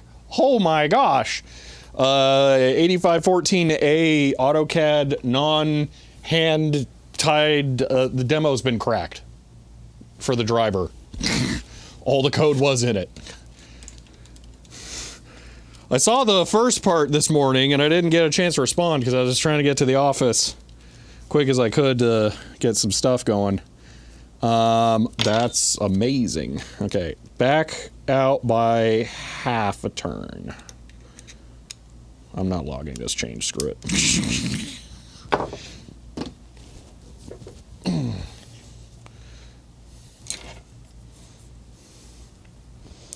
I'm gonna mark the roller. Well, there's another one down there that's kind of not awesome.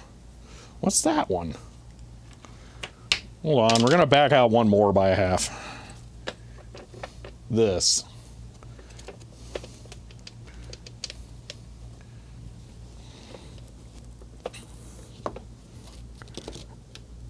Which one is that? That's this one.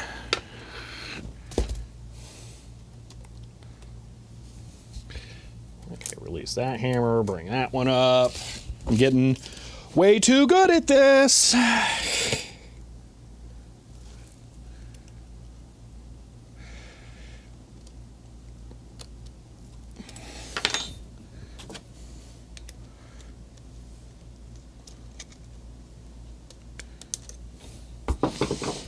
right.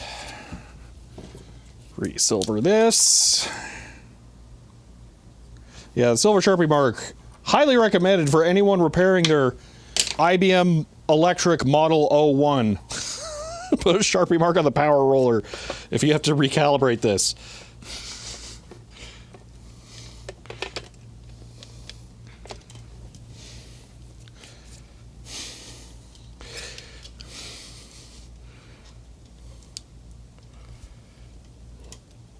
Okay.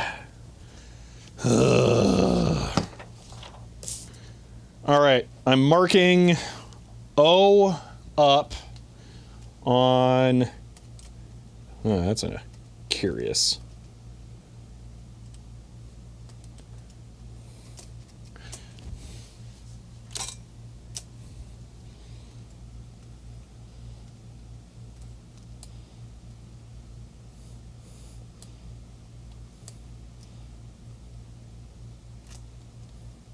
There's not enough room for it to just like fully flip.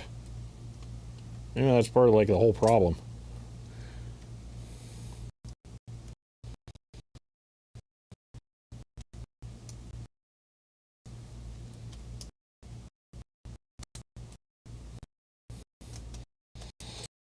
Okay. Oh.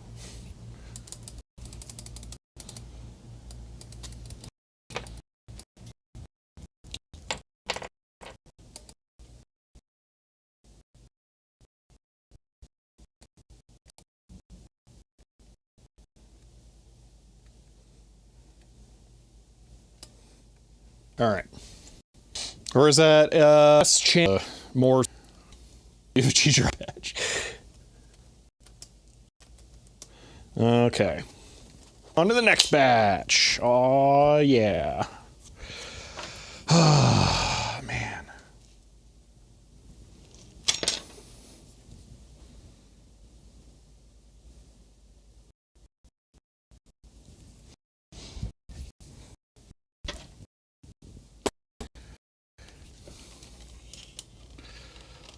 Stream going slow motion, or is it just me? No, it's over again because I'm just recalibrating cam. Dropping frames too? It does seem to maybe not be so ideal. That's weird. Let me go check the home internet.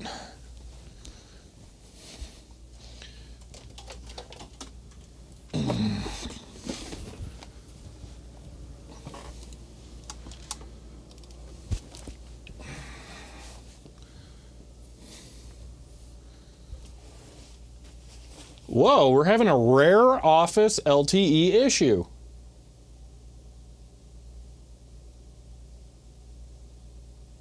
I'm going to stop and restart the stream here and see what happens.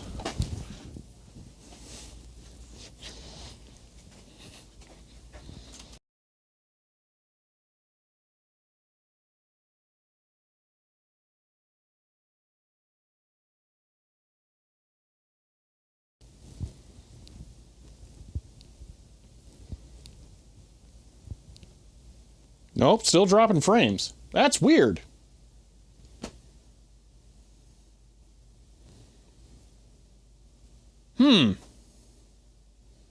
Signal strength indicator is fantastic. I can restart the network. I'm going to do that. Okay, I'm going to restart the modem. See if that fixes it. So I will be back in a minute.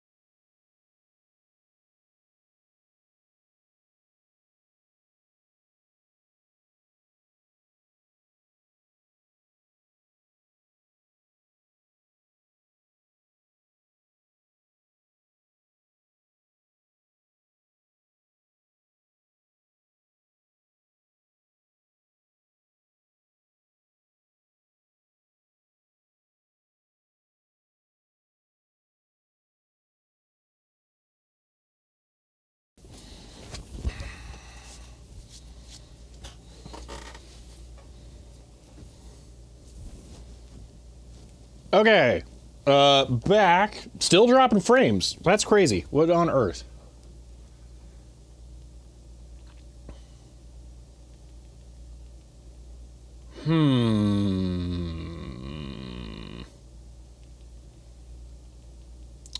Okay, so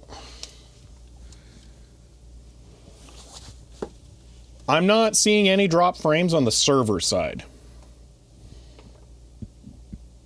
So it has to be office side where I am seeing drop frames.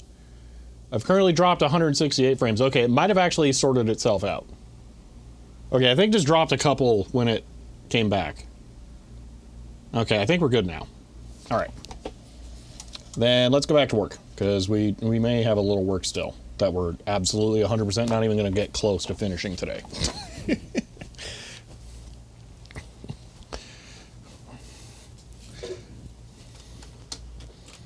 Streamcaster displeased. Insufficient blood sacrifice. I haven't gotten cut yet by this externally.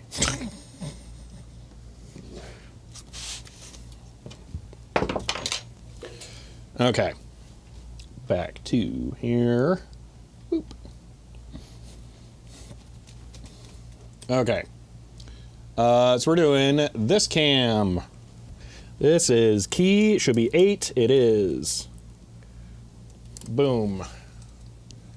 The pain fun continues.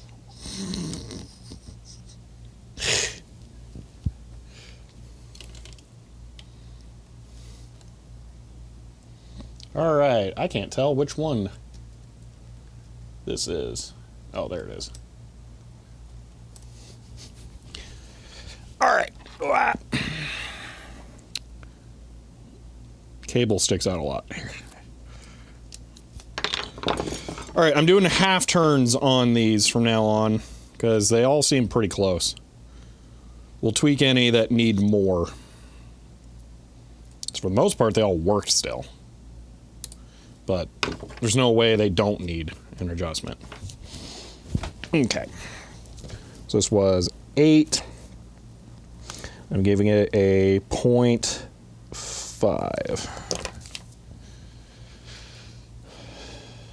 Missing the PS2 yet? No, I like this so much more.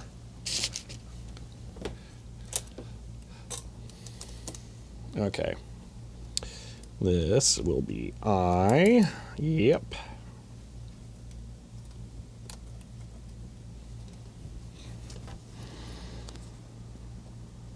Which isn't a serifed I for some reason. I don't know why they would not have done that. Shot is so steampunky, it really is.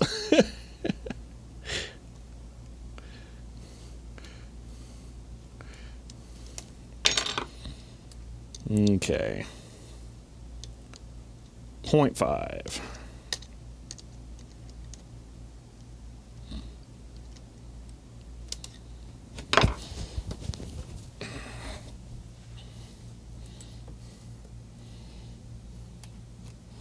Okay, and this is 7. Does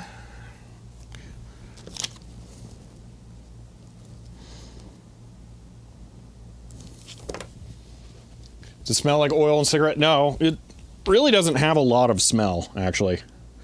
Or the office is so saturated with smell now, I can't smell it anymore. Unsure which.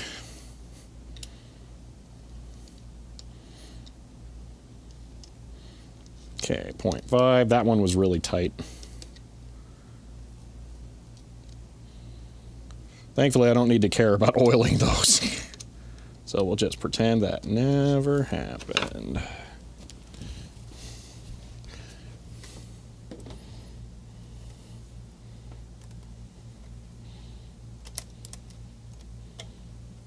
Okay, so 7, and then U.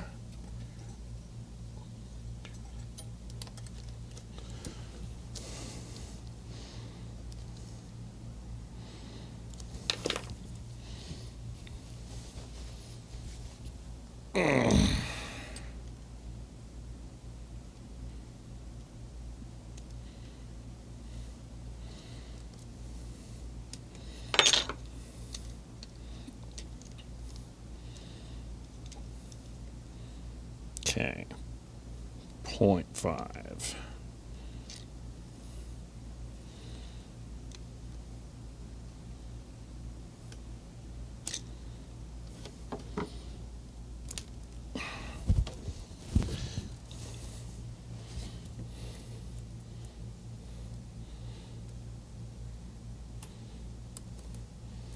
And 6.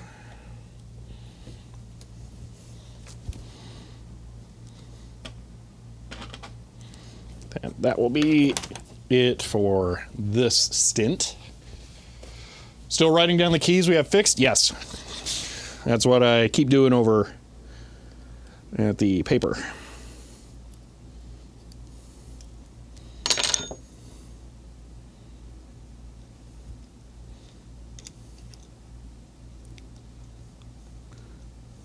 Sure, the service manual also says the key order, but this is giving me a key order list for the bottom as well. Not that it really matters.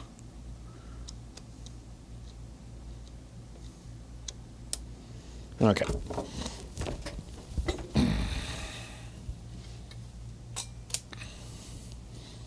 Make sure they're all flipped forward, and we're good to try them. Look at how far they extend in. No. Because on that side, the grip, the gear part, is deep down in here. It can't be seen.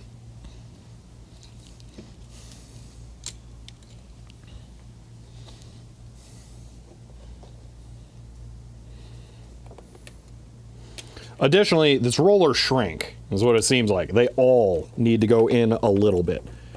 So I'm just doing them all a set amount, and then I'm adjusting from there, based on whether or not they mar up this stripe. All right. Nothing exploded. I'm gonna let it run for a little bit. Okay. Bring this stripe around.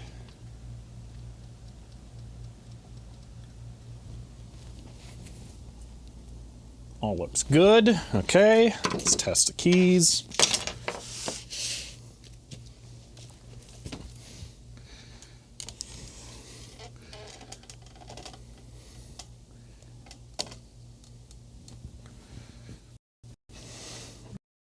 right. So it's 8. Fantastic. I, super good. 7. Yep. Oh, these feel so much snappier now. 6. Oh, yeah, they need that half turn for sure. Without a doubt. Oh. That is so nice. Oh my gosh.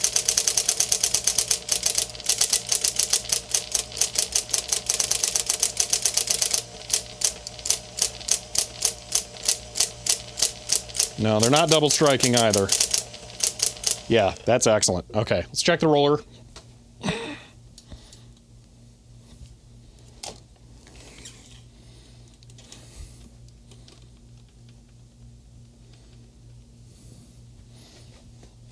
Motor sounds better now? I wasn't paying attention, maybe.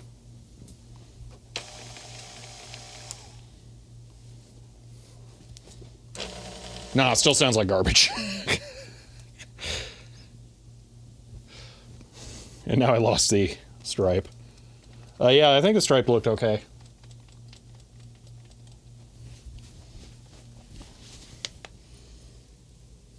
Little right there, but I'm okay with that for now. Okay, I think we're good. I'll watch that one. That one might be a problem. We'll go back over it a couple of times. All right, I'm going to mark those 5 as good, and we'll move on to the next ones. If we really haul butt here, we might actually be able to get this done. 6. Well, no matter what, we're not going to be done. Ow.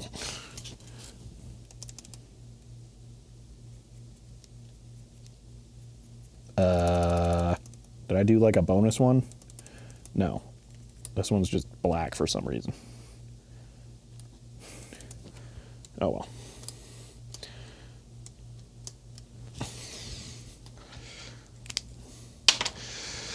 Whew, okay. 19 minutes to go. Yeah, no, there's not a chance on earth we're finishing this today. So I hope you guys are ready for more IBM Model 01 next weekend. Oh yeah.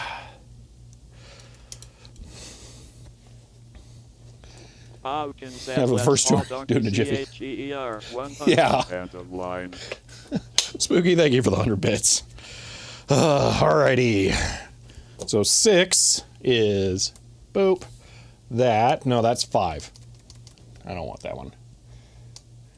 6 is that. So we need to start with this. But I'll do that. So here we go. This is Y.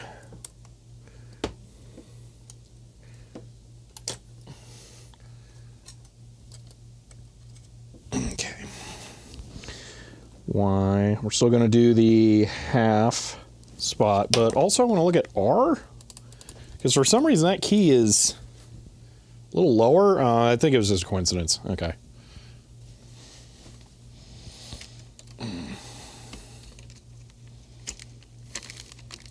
You find a glass window burrows, I don't care. There's 2 other things that I'm willing or on the lookout for. A pre-lawsuit Burroughs comptometer, where they cloned the chassis and the court went, yo, you can't do that.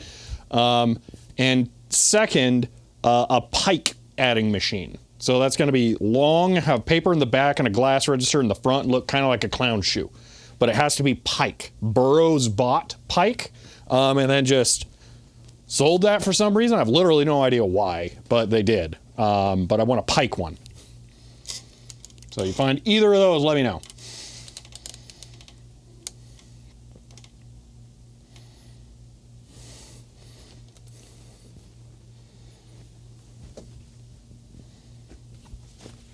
Ugh.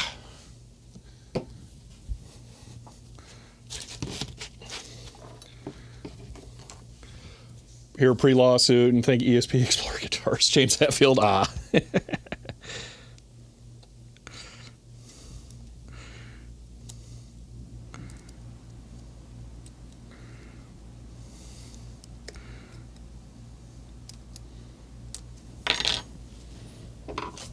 Okay.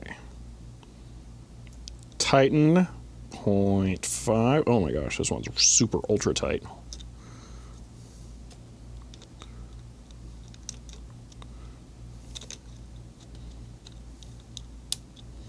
Okay.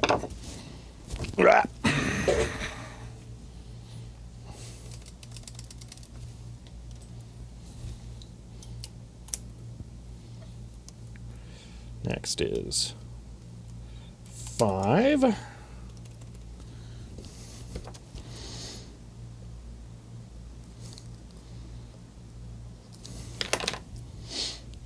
Is there a museum in my future? I'm not going to say no, but I'm not going to say yes. I want to. So, Pike cloned a design? No. Yeah, sounds fishy. Pike didn't clone anything. Pike made their own adding machine, and then Burroughs just straight up bought Pike, kind of like IBM did Electromatic Typewriter Company, or whatever this place was called. But I don't know why Burroughs bought Pike. 0.5. Because they had their own adding machine. They had a register. Unless they just wanted one that was like better than theirs, which the Pike was. But then they didn't really like do a whole lot with it. I don't get it. It's weird. Okay, and then this is T.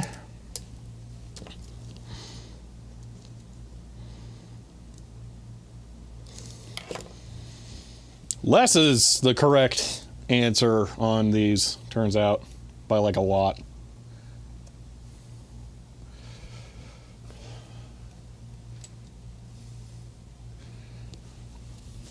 Yeah, I kind of stopped going to the antique malls.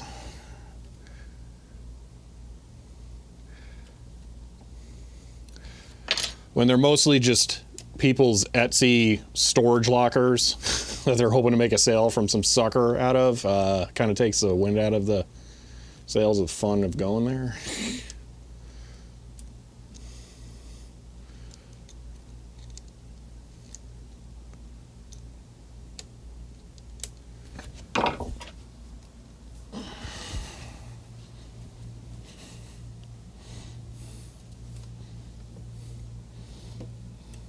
Okay, and this is 4. The Etsy store, yeah. See, that's the thing. You have swap marts where you go. You actually frequent those. We have swap marts here. No one goes to them because it's 100 million degrees out. No one wants to go outside. But those are just Chinese import garbage flip stores. They're not even as cool as the Etsy stores.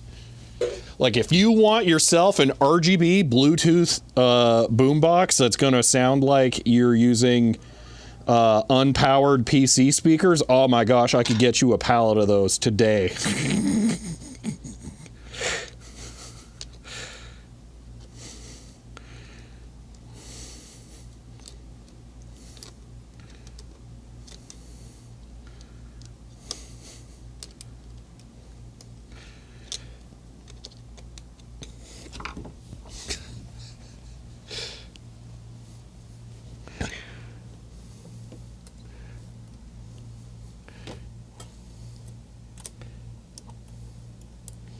All right, and R will be the last one for this batch.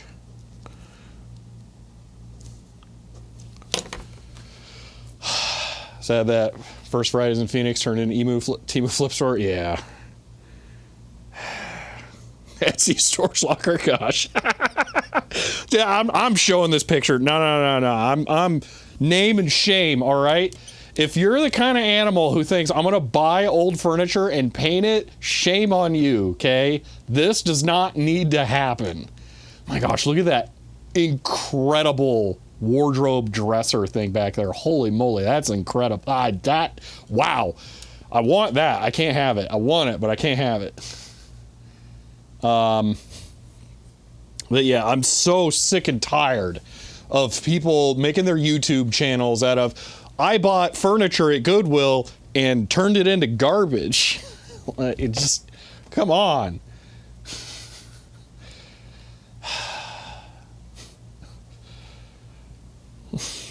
They have the boombox without RGB? I don't know.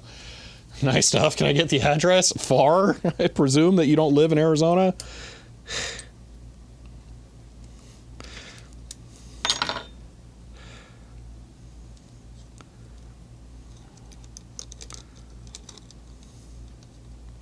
They probably want $1 million for that dresser thing since it looks so MCM. Anything that looks like a starburst clock nowadays, bring your platinum card. Yeah, plus garbage good will turn into painted garbage. Exactly.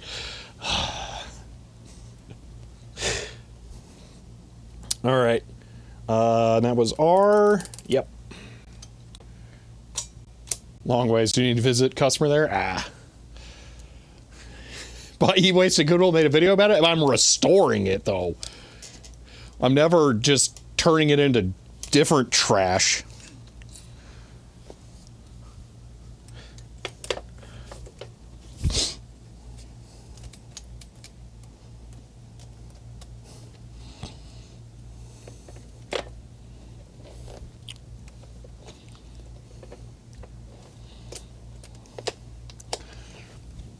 On the one hand, this sucks. It's such a pain in the butt that I'm having to do this. Oh my gosh. On the other hand, I love that I'm going to be intimately familiar with how this thing works now.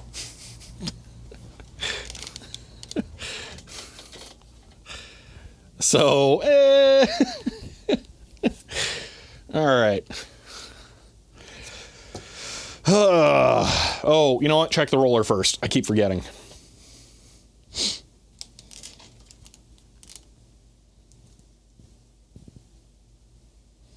So we are here down.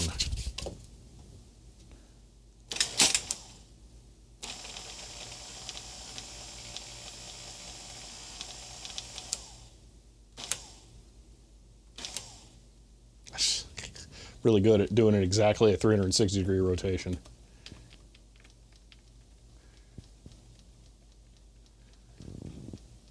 It's such an awesome art piece. I hate to break it to you, ma'am, but no.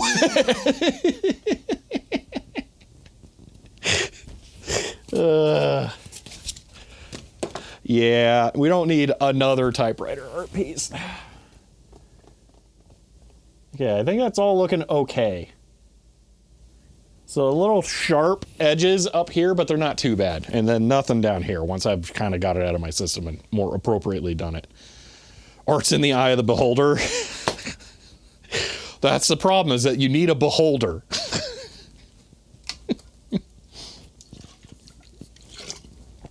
No one's going to pay you to come behold your junk typewriter collection. All right. Let's see how it behaves now. All right, so it's starting with Y. Oh my gosh. It's so good.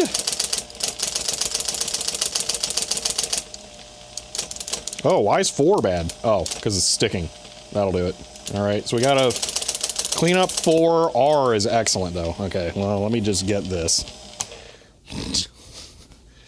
Let's just do the new lazy method where I just isopropyl all this and then, yeah.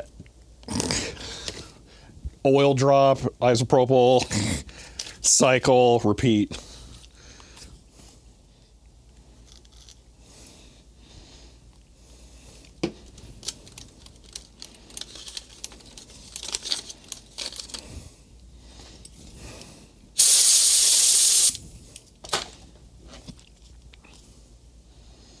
I want to send video of this working to the previous owner. Did they actually like it?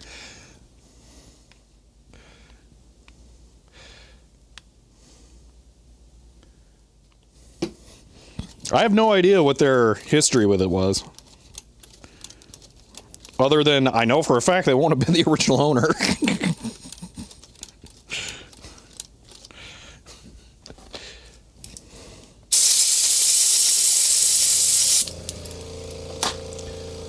Nobody likes it, you're weird.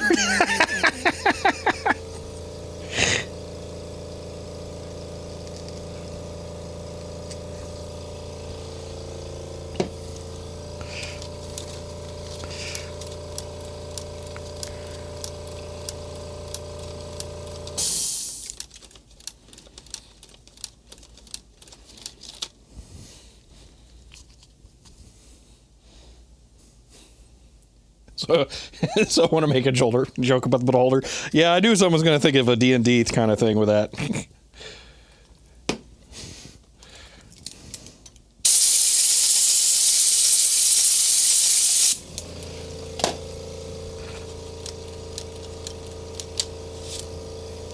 All right, so now, boom.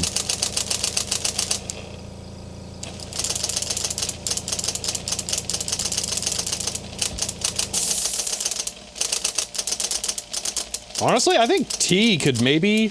No, I think T's just weak. I was gonna say T... No, oh no, that's... Yeah, okay, that's the problem.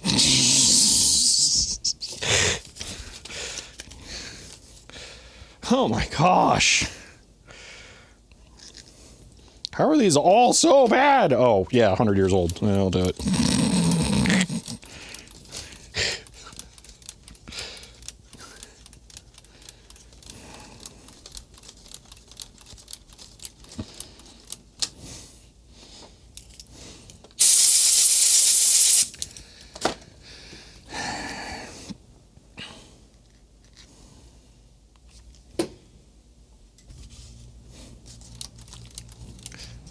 You have a soundbite for the video. Let's start with why.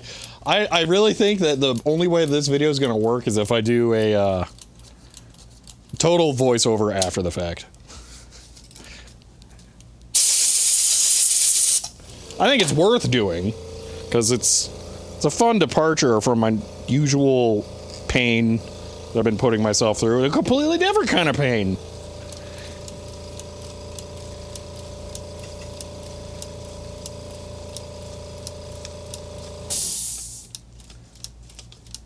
Yeah, buy a new one. Have you seen our selection range? Yeah, exactly.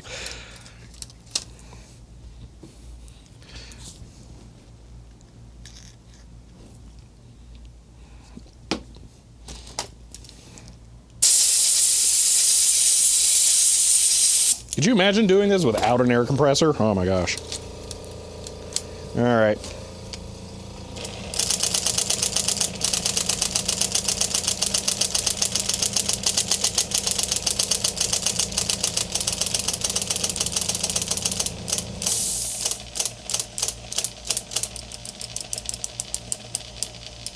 We haven't got to that one yet. Yeah, so we're definitely making differences. I predict we're going to be cleaning W. Oh, and whatever. Yeah, definitely W. Oh, those are so good! Whoa.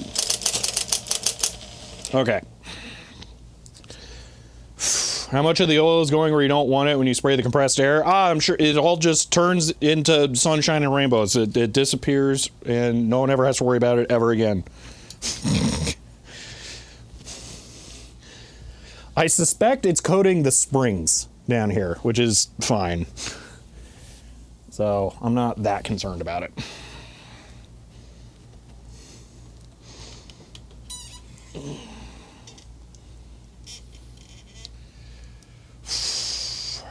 All right, let's check the roller one more time.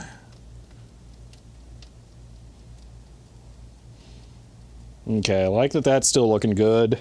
Everything here looks okay. A little bit there, but again, I think that's fine. Yeah, we're good. Okay. We are out of time, though. Just, there is straight up. There, we might as well stop. So...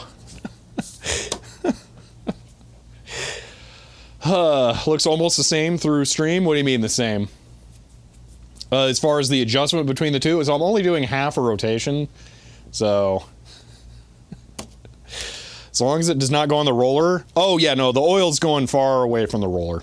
Yeah, if I can, I will be watching the roller for that kind of thing as well. It shouldn't get anywhere near that though.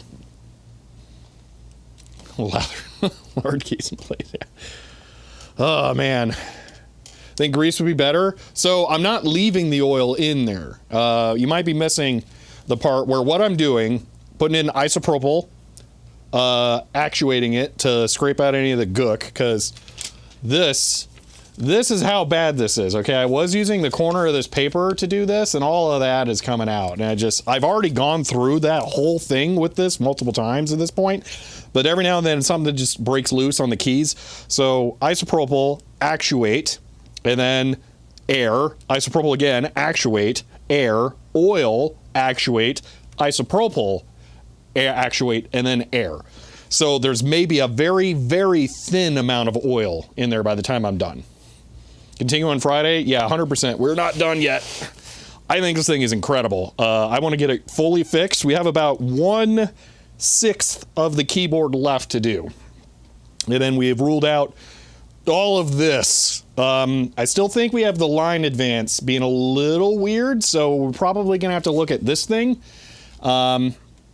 So that's going to be fun, but we're knocking down problems here. We are making some big progress on this. I'm extremely happy with how this is turning out. So yeah, I'm in no way dissuaded. It's just taken a while. It's just work. It's not frustrating. It's just work, which is fine. So I'm enjoying this. But yeah, it's coming along. Gonna have to figure out a really light way to clean this, because it's easy to damage the crinkle paint, which if you haven't caught on, this is the incredible crinkle paint. Oh, I love crinkle paint. So good. Crinkle paint is the best paint. Just throwing that out there. It's closest end to me doing this kind of thing. I get it. I 100% get it. So yeah. Only 4 streams now? Yeah. Who says CHEER 100 not frustrating?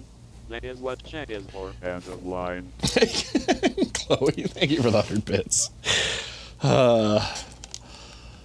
Hobbyist taking good paid IBM jobs? Yeah. Alright, well. Yeah, that's excellent. Oh, this is going to be... This is slightly bent over. I'll have to adjust that. I'll do that later. Oh, man, this is excellent. Way less headache? Yeah. Not even getting a headache from aerosolizing the isopropyl. Oh, I'm having a lot of fun with this. All right. It is outro time here, though. Boop. All right. Well, thank you all for hanging out here. I'm having a ton of fun with this. I'm looking forward to getting it finished up and working. I don't want to go super to town on cleaning it for 2 reasons. One, the crinkle paint is extremely fragile, and I'm not a patina person, but this is not that bad, so I don't want to go crazy and like wreck it. So what it looks like, I'm gonna mostly leave it that way. So yeah, I think it's going to turn out. I think it's going to work out really, really well. I'm looking forward to this. So, if you are enjoying this, you might want to follow to be notified when I go live again next. If you want to help support the channel, you can find me on Patreon or get a shirt like this one. But that's going to be it for now. I put out a video yesterday on the IBM 8514A GPU. If you want to fight me in the comments about whether or not it's a GPU, you can, punch a thing, go find that video. But that's it for now, and I will see you all next time.